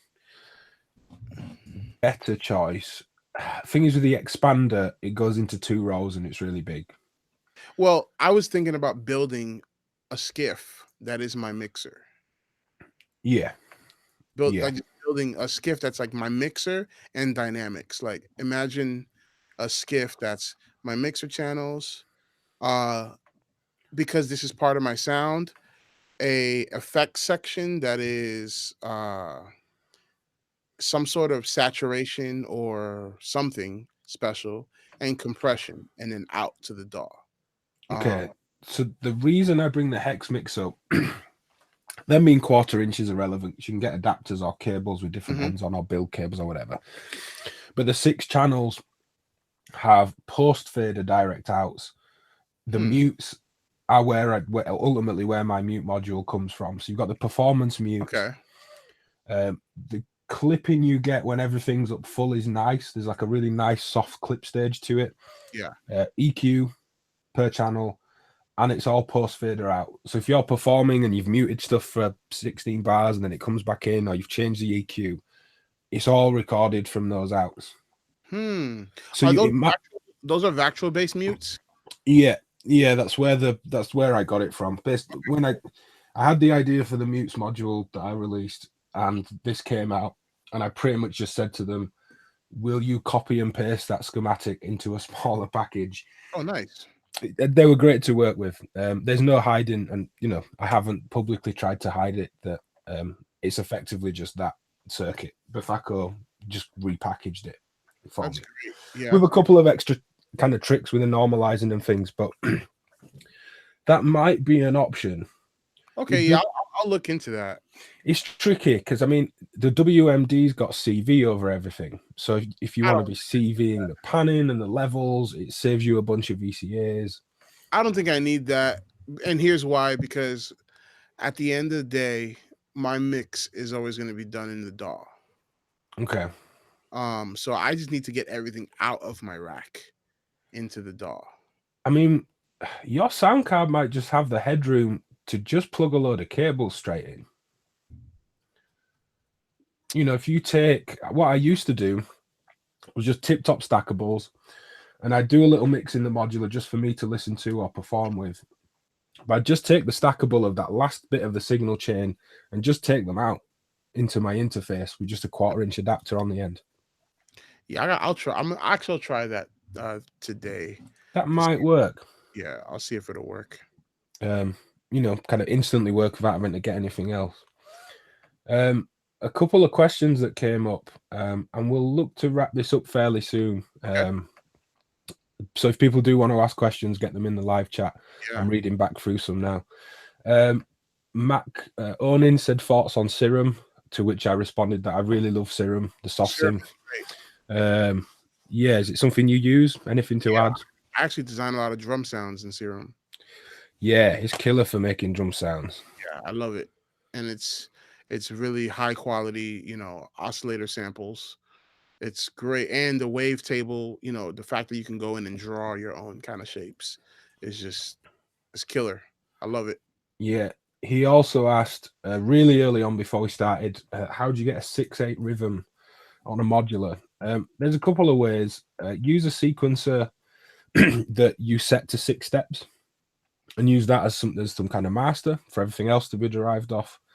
Or you can take a clock divider, and if it's 6/8, take 6 eighth note pulses. So put an eighth note into the divider and take a divide 6 out and use that as a reset for everything else.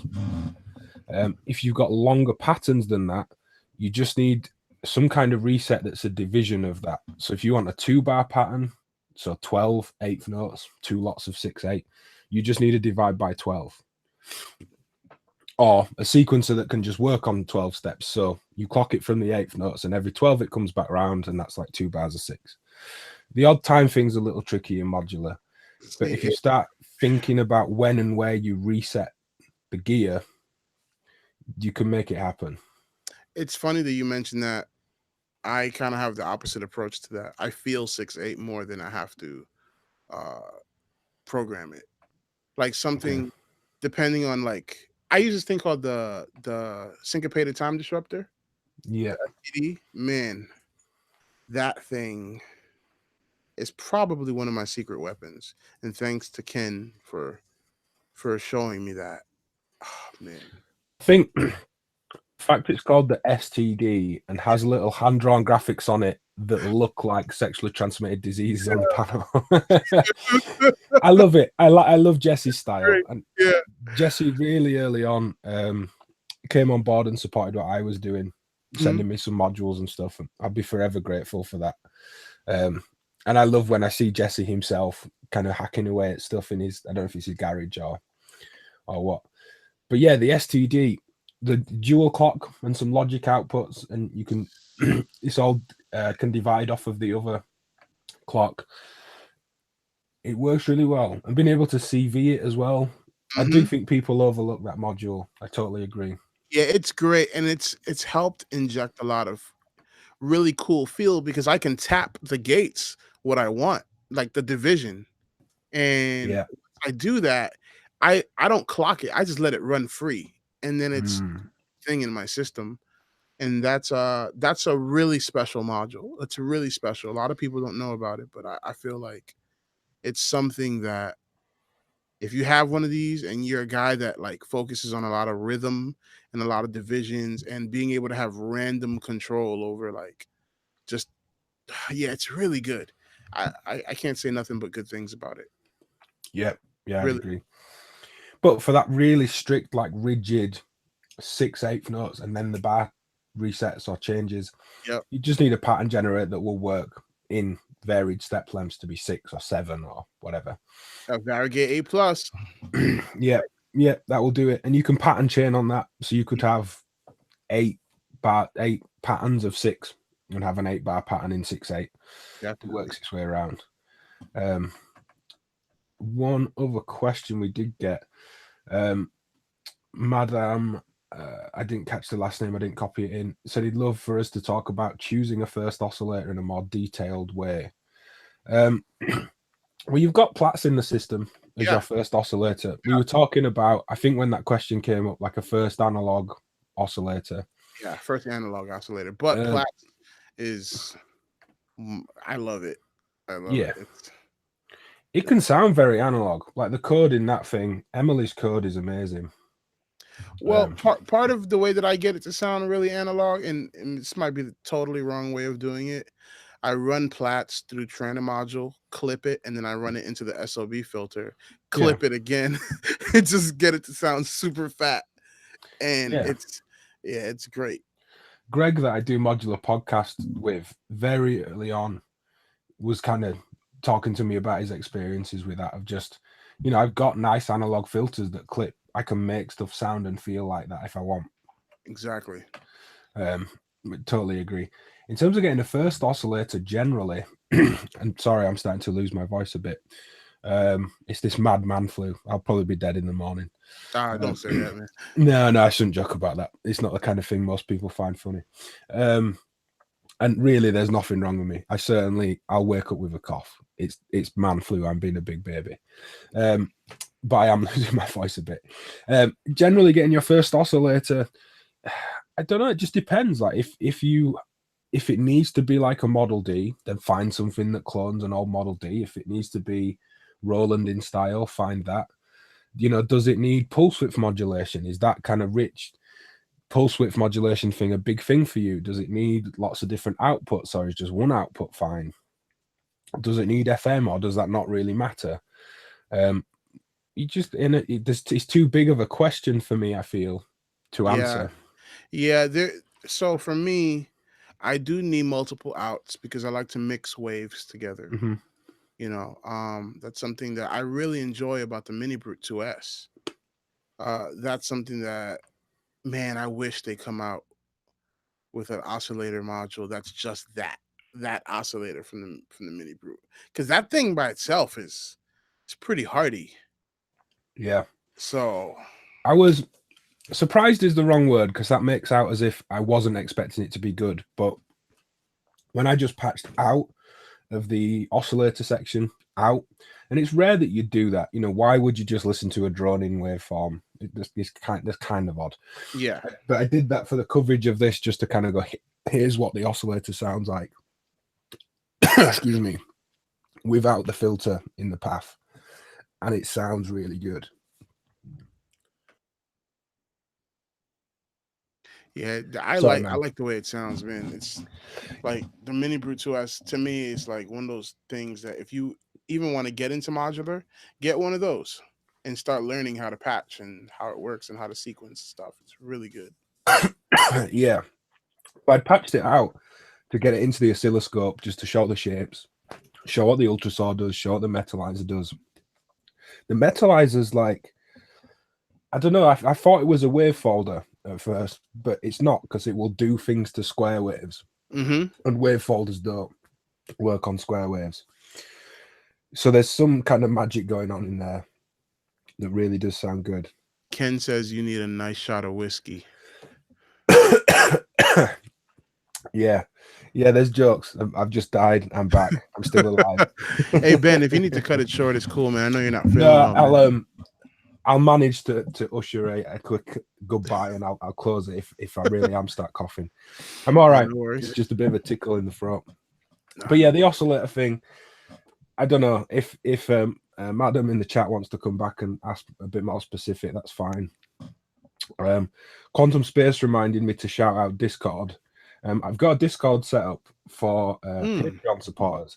I'm really bad at kind of promoting the Patreon thing. I say it at the end of every video, but I'm aware I should push it more. And it's turned into a really cool thing. I totally robbed it from the guitar demo channel Knobs. Oh, nice. Man, I love Knobs' channel. Like, I've binge watched the so ambient do I. loveliness. So do I. So and here's many what's times. crazy. Every time he posts a video, I'm like, I need that module. I need that pedal. I need that. Everything touches. And I don't know what his filtering is crazy too. His filter sound. I don't know what he's doing, what he's using as a filter. But I don't know. It's warm and nostalgic, and it makes me feel good when I watch those Knobs videos. Everything, nostalgic. Everything just feels like a cuddle from an old family member. It does.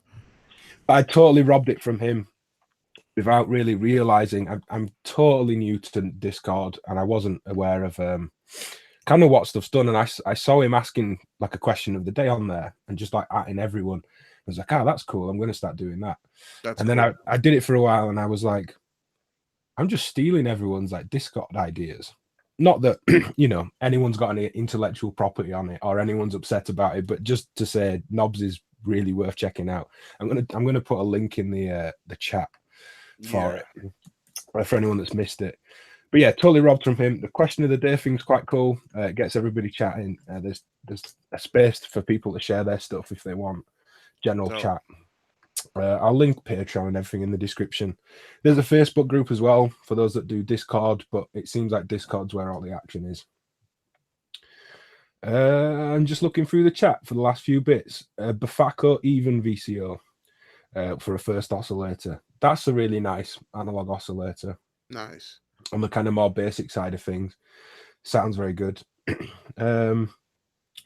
DPO Cinematic says you did mention complex oscillators, but that's kind of a different kettle of fish. Yeah, I have a couple choices when it comes to complex oscillators. There's two that I've heard already that I'm just like, well, actually three. DPO, I heard, I really loved it. The Double Helix by Pittsburgh Modular is awesome, and also the one by Endorphins. Man, what was the name of it? The Further Generator. Yeah, with all the R's on the end. Yeah, man, that thing sounds great. Yeah, I think I'm going to do something with that soon. Awesome. I'm looking forward to diving in. The nice thing with that is you can swap the chip on the back for a digital kind of core of the circuit. So, and then it'll do the like really stable digital FM stuff, which really does appeal because you don't get that tuning drift with digital FM like you do with analog. Wow, I didn't know that. Yeah, you try it when you get a couple of analog oscillators, and a lot of it's to do with the inaccuracies in the wave on its positive and negative side. You're jamming and the FM starts to sound good. You're turning the depth of it up, and then all of a sudden the bass pitch starts to rise up. And if you're playing to anything else in tune, or even if you're not, you're jamming on a bass line, and it's like someone's reached over to the tuning peg on the guitar and they're just doing this. Horrible. And all the clangorousness that comes with analog FM. You can use sync as well. If for people wanting to do analog FM, if you sync the oscillators as well, and try it both ways, try syncing the carrier to the modulator or the modulator to the carrier and FM in it, that helps with the stability a bit. I do that on my grandmother, on my Moog grandmother. Yeah. So good. Yeah, sync and FM, like a magic pairing that I don't think people really dig into. I'm guilty of as well. It's one of those that every time I do it, I'm like, this would have saved so many like jam session that I've scrapped and gone off in a mood because the tuning's all gone and all that kind of thing. Oh man. But yeah, I think we're kind of there for stuff in the chat. Is there anything just to round off the purpose of the chat, the getting started thing? Is there anything that you wish you'd done differently? You're not that far into this. It's not been, years and years of using this stuff, but anything you wish you knew or that you didn't do or did do? No, I have no regrets. And I think part of this modular journey for me is making the mistakes and making the mistakes, patching things the wrong way, discovering what happens when you blow something up. Have you blown a module yet? Not yet. I'm very out because I saw this one video when I was starting. I think it was Mylar Melodies where he did a video on the red stripe. And I was like, okay, that's going to teach me about everything. Like I'm going to focus on that and make sure that that's the one thing that's in my head every time I plug something in. But I don't really have any regrets because to me, a modular is the same as any other instrument. You sit down, you practice scales, you practice getting the muscle memory to where you want it to be, and eventually you can make anything that you put your mind to. And that's kind of where I'm at right now. I'm trying to master another craft, another instrument, another thing that's going to be able to help me express myself and share positive vibes and good music with people. I think that's a perfect way to put it. The idea of you're learning another craft, you're learning another instrument. Yeah. So many people, it's weird because it totally is an instrument, but then other days for me, it's just a toolbox of stuff. And is a toolbox an instrument? There's maybe an argument to be had there. I can see various arguments as to just toolbox stuff and instrument. They're very different kind of wording that fits depending on what you're doing. But it absolutely is an instrument. And even if it's a toolbox, if you're a builder and you don't know how to use half the tools in that box, Yeah. it's kind of a wasted box of tools. So even if you're just using it for, I don't know, an effect send off of the mixer, but you're not getting the gain staging right, or that you're going to miss out on so much. And I think it's that kind of vastness of learning that still really appeals. Like, I'm so motivated by testing something. I know Ken feels like this a lot of the time. We've talked about it before, or, you know, he might not tell me what it is because it's an NDA or whatever, but it's just that kind of, with people getting hyped on learning stuff. It might be a module that's just come out and I've bought it and it isn't for work. It's not for demoing, but it just doesn't quite work how I thought it would. People keep doing stuff in different ways, either from the interface or the circuit or the code, and I just feel like my whole musical being is enriched by the constant learning of this stuff. Even when I sit down on a drum kit or pick up a guitar and some pedals, it feels different. Well, this is what I've been doing. I've been playing like my modular. I've been playing drums the way that my modular move. So what I've learned to do is I play along with my Varigate 8 Plus, and I start to learn patterns of CV. Like, I'll loop something in Pamela's new workout, a pattern, and then I'll start to learn that pattern, and I'll start to play that on the drum set. And that's something that I'm learning. It's almost like when people say people sing like auto tune now. Yeah. So that is actually a thing. Like, a lot of these young kids that are coming up and they're singing with auto tune in their mind of how to snap to those notes in a different way. Yeah. When that wasn't the case back in the day. So I'm learning to play with my machines, and my machines are playing based on what I feed them. And that's something that's really special to me, because that's when a man really has a relationship with the instruments that he's using, and with the drums that he plays, with the cymbals that he plays, with his everything. It's just, you kind of become infused, like the Matrix, like when the machines and become like this. It's great. I'm excited about it. That's why this is a really exciting season for me. Learning to make music this way is making me a better musician. It's making me a better thinker, and it's making me a better listener, because now I have to listen to something and try to figure out how that was made. Not based on this filter plus this. No, I have to literally think of the CV change, like the CV chain of how that was made. It's a whole different way of thinking. That's an interesting point for people getting started. That I saw it the other day, and I've often said go the semi-modular route. The 2S is great. You can expand on it, or you could have a row of modular and just get the 2S to add a ton of synth and function to it. Yeah.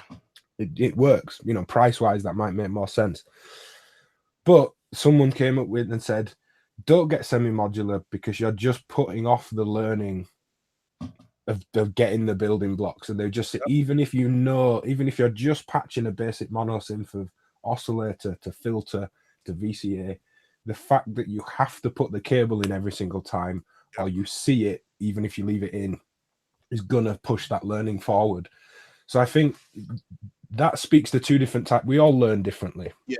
You know, there's like the 4 types of learner, visual and whatever they're called. But try it. And if you can get stuff on the second-hand market, you're probably not going to lose that much as well. So it might be that you get a few modules before a semi-modular, and if those first 3 or 4 things just aren't gelling or aren't speaking to each other, pick up like a Mother 32 or a Neutron or an Erebus or a Mini Brute, and maybe then try and expand out something else that's already kind of pre-put together. Yeah, we're very fortunate in the time that we live in right now, because we have things like VCV Rack that gives you the ability to learn a module without even having it. Like you can learn all these amazing modules without having it, and you can put patches together and learn to think in that way when that wasn't the case before. No. The thing about the VCV rack as well that's really cool, even for those with quite a sizable system, and I've done this, believe it or not, with that size of a system, where I'm thinking, just one more LFO, that would give me whatever idea I've got in my head. And you can just prototype it in VCV rack, just build the patch you've got in mind from versions of what you've already got, and then put that extra LFO in. And it's like, no, it wasn't that. It doesn't give me what I want, or maybe it's a sound source that I need, or another modifier, or a VCA, or I need the effects further up the chain. And just that drag and drop nature sitting in front of a screen, it's really good. And a lot of VCV rack sounds very good as well. Yeah, it sounds great. And that's how I practice whenever I'm not in front of my rack. I'll be, on the road on my laptop, just pull up VCV rack and create patches that I want to try when I get home. I like And that idea. Like the drum kit and the practice pad. yeah, VCV is the practice pad for yeah, the it is hardware. definitely the practice pad for Eurorack. So it's really cool. Really, really cool. Also, other things like Reactor and now what's the other one? Soft Tube Modular. There's a Yeah. bunch of different ones that are really good. Yeah, there's another couple as well. I always forget their name. Reactor Blocks was fun. Soft Tube, I think, sounded like really crazy in how good its modeling was.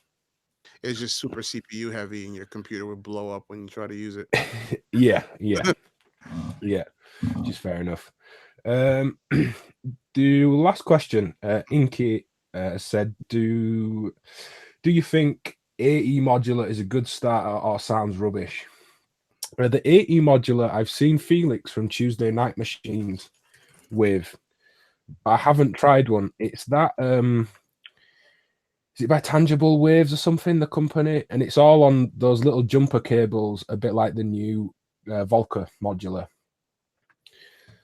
I'm not entirely convinced, and I'd love to be proved wrong. I've been proven wrong many times. I'm not above admitting when I'm wrong, and I'd like to be, but I'm not convinced that those little jumper cables are gonna last long term. Now, Eurorack for most of us isn't long term. I haven't had all of this long, but it's maybe about 6 years. I think just over 5. I've had some of the gear. That's not like long-term gear. That's not like I've had this guitar for 25 years and it's held together. Yeah. So I do wonder with the jumper cables, and on something like a Volca modular, it's sub $200 or £140 or whatever it is. Yeah. It doesn't matter if in 3 years half of those jumper points don't work. And obviously, as I said, I'd love to be proved wrong that they do work and they do last. But everyone I know that builds this stuff and that's into circuits and they understand the components has said they're not manufactured to be pulled in and out like you patch a system. Yeah. So it does make me curious or dubious or anxious. I'm not sure, but I haven't used it, so I can't comment. I can't do it. My hands are too big. That's a good point. Yeah, my hands are too big for that stuff. I'll break the whole module. I don't think they were not jumpers, the ones that you saw. I'll pull it up. Last thing that I'll pull up, and totally like last call on questions. My man flu lurg is coming into full swing, so we will wrap up very soon. This is what I'm looking at for the AE modular stuff, which is jumper cables. Unless you mean something else, but it's those points there. If it will zoom any further, let's pick a module. Yeah, this kind of little bus at the top. That's the same spacing as like a power ribbon controller. I can't do that, man. That's why I don't even look at folk tech devices. Yeah, some of the folk tech's got it as well. Oh. Some of that stuff looks really cool. It does look cool, but I just feel like I'll prick my finger or something with one of the cables and just start bleeding all over my system. That's how small those cables are.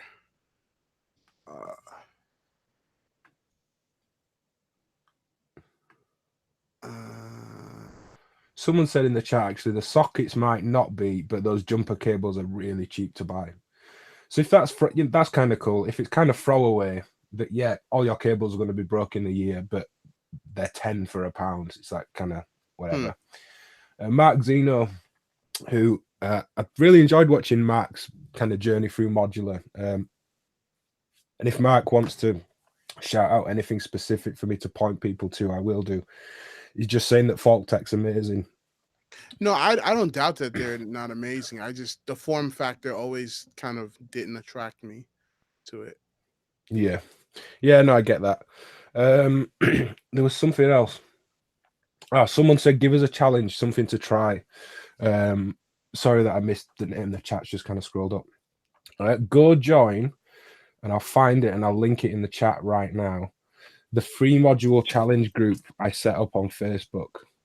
Now the free module challenge, people have done them before, but a couple of years ago with Modular Podcast, which is me, Greg, and Matthew, we set up this, and it was a little competition. We did a show on it. We picked a winner. We gave a bit of merch away or something. To be honest, the prize probably wasn't that great, but we did a little giveaway. And it was just the idea that you take 3 modules and you have to make something with it. And we said, don't use voice modules. One of those modules can't be a Mother 32 because it is a sequencer. It is an oscillator. You could do a 1 module challenge on that all day. But pick 3 modules, and the rules are loose. Occasionally questions come up. Yeah, this is kind of like a full voice. Can I use it? I'm not that bothered. I admin the group and I'm not that precious, but join the free module challenge group and start putting some stuff up with 3 modules. Someone put something up the other day and messaged me and said, I've just recorded a 3 module challenge, but I realized the delay was still on my mixing desk. Can I put it up? And I'm like, yeah, just say that the delay came from the mixing desk. See, it wouldn't be fair if I did a 3 module challenge because I would just use the ER301 and a variegate. Yeah, and so just and do an 2. and an output device, and that's it. I have like have a whole rack there. Yeah, I hope that group inspires some. I mean, it would be cool to do a 1 module thing with a 301. Well, I saw you doing the self patch series recently. Yeah, they're quite primitive things. If you put like a morphogene or a 301 or a nebula in there, it just, the whole thing like blows itself wide open. It's super cool. I'm really digging it. Yeah. Cool. Okay, we'll wrap it up there. I can feel a massive kind of coughing fit coming on. Oh no, I get it, man. But yeah, great to chat and get some background. If anyone has any questions, I'm sure Daniel will look at the comments. Yeah, if not, definitely. I will. If I can't answer it, I'll pass the question on and vice versa.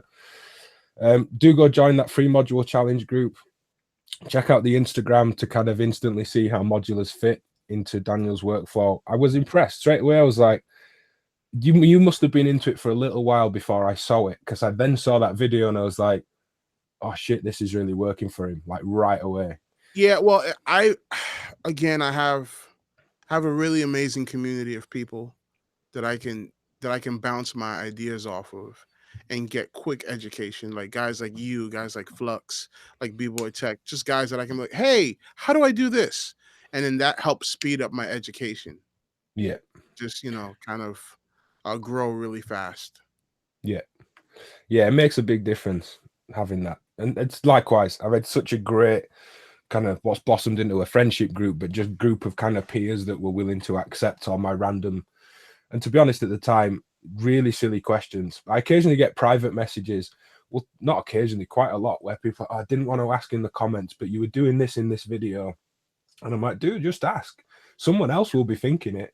Yeah. And like, no, it's really stupid. Like, I'm sure you explain how to do it in the video and I've just missed it. And I'm like, I will have asked those questions. We all started somewhere.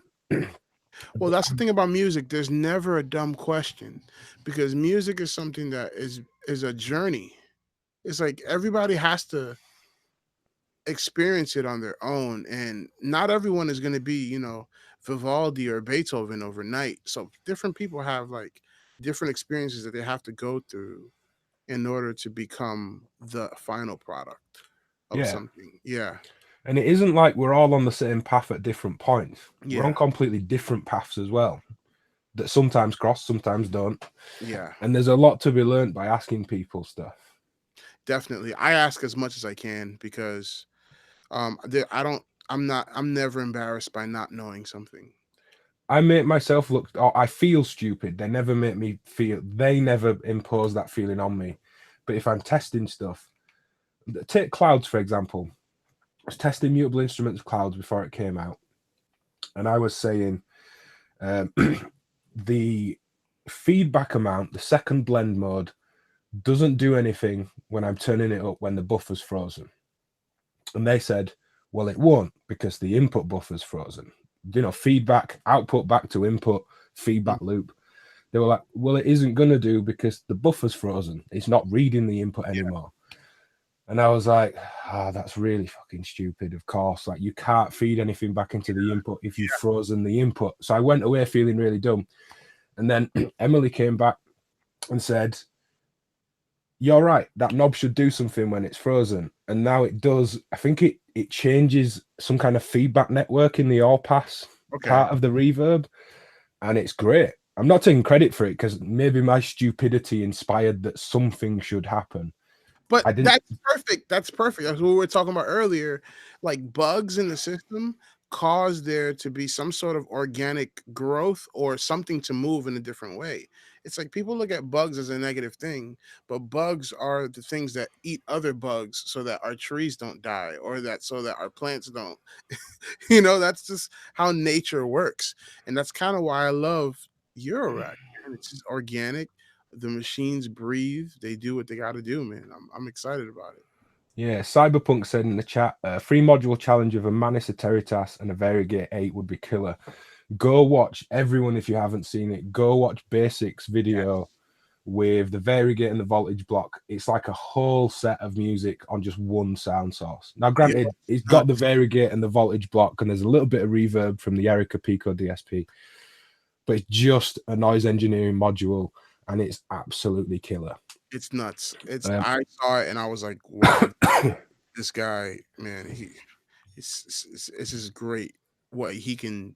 Yeah, I'm learning from dudes like that too. I just always watch them and try to steal their secrets. yeah. So yeah, last things from me. Support me on Patreon if you like the work I do. There's bonus videos. There's loads of stems and some samples from the album I just made for YouTube as well. If people are interested, there's just short of 50 exclusive videos and more to come for those that join for the perks. What's really nice is that people support me on there and they don't really engage with the extra stuff, which is in some ways you kind of think, well, why do I bother? But I just want you to support what you do. That's, I'm not here because I get an extra video. It's just I like what you do, and that's really cool too. Of course, you can get me in the comments as well. Mhm. The Discord's growing into a really lovely thing for people that are on Patreon, and the Facebook group as well. There is a WhatsApp group, but there's like 2 people in it because everyone's in the Discord.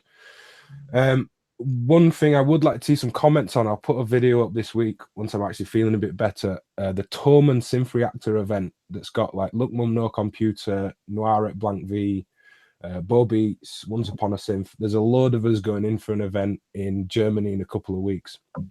If people want to check out Synth Reactor and then watch my video this coming week and let me know what you want me to do, there's effectively, for want of a better term, a load of YouTubers in the same place at Toman and a load of gear and a load of studios and no plan. We can pretty much do what we want. So let me know what people think about that.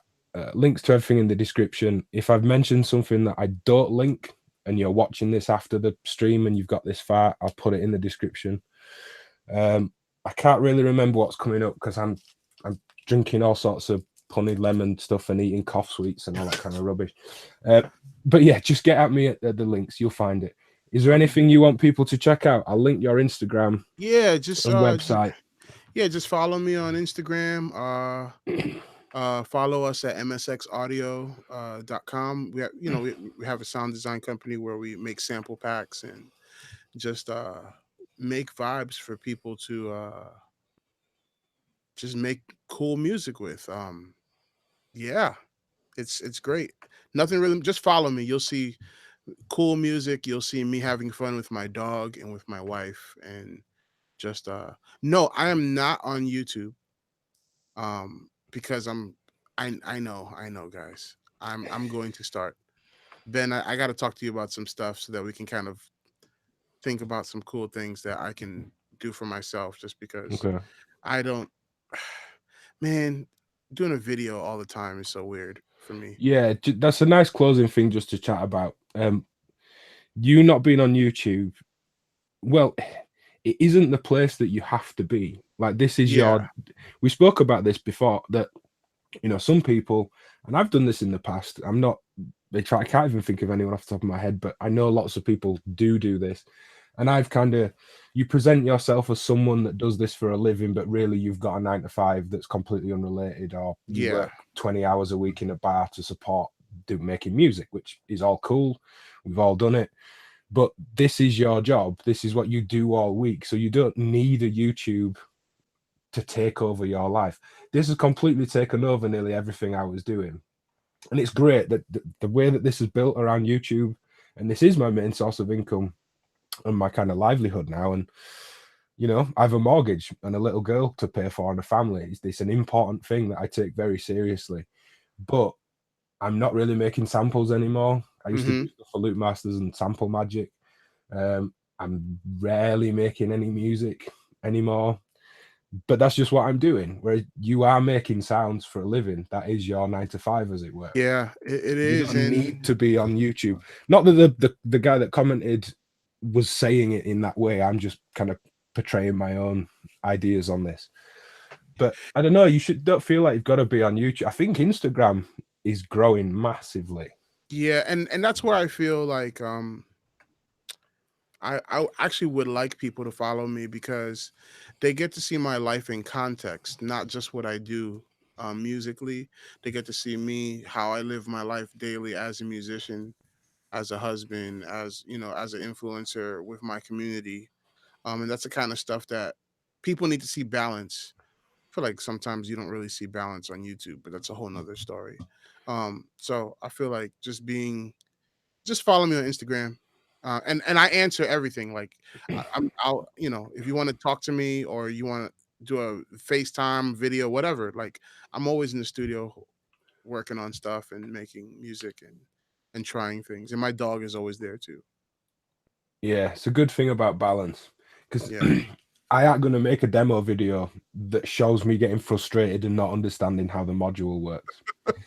It does come up, it comes up like, oh man, you always find all the little sweet spots.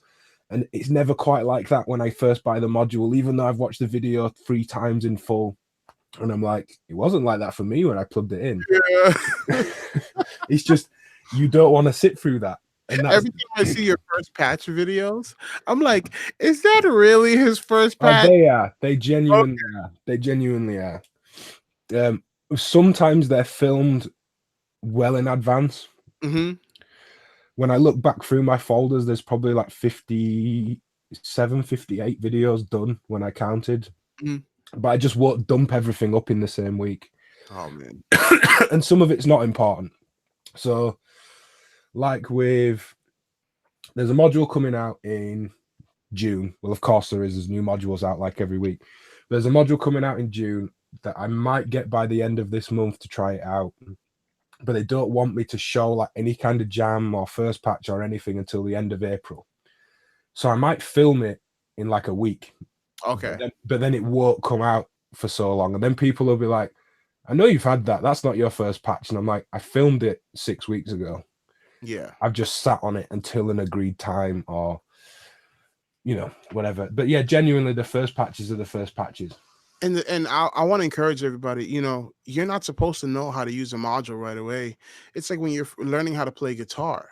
You pick that thing up, it feels all weird in your hand. You got to find the right guitar that fits your posture. You got to find all these things that work really well with you, and you're not going to play like Steve Vai, tomorrow, unless you're just one of those gifted people that picks up something and all of a sudden you're a virtuoso, which there are people like that. But you know, take your time, make mistakes. Those mistakes are important because they're going to teach you what not to do. And that's okay. You know, Yeah. that's okay. I'm all for, hey, if you made a mistake, learn from it and do better the next time. So Yeah. yeah. Yeah.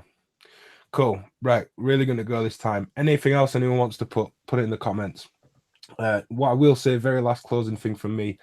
Next Sunday, I'm doing a rig rundown of his live performance case with James Sigler.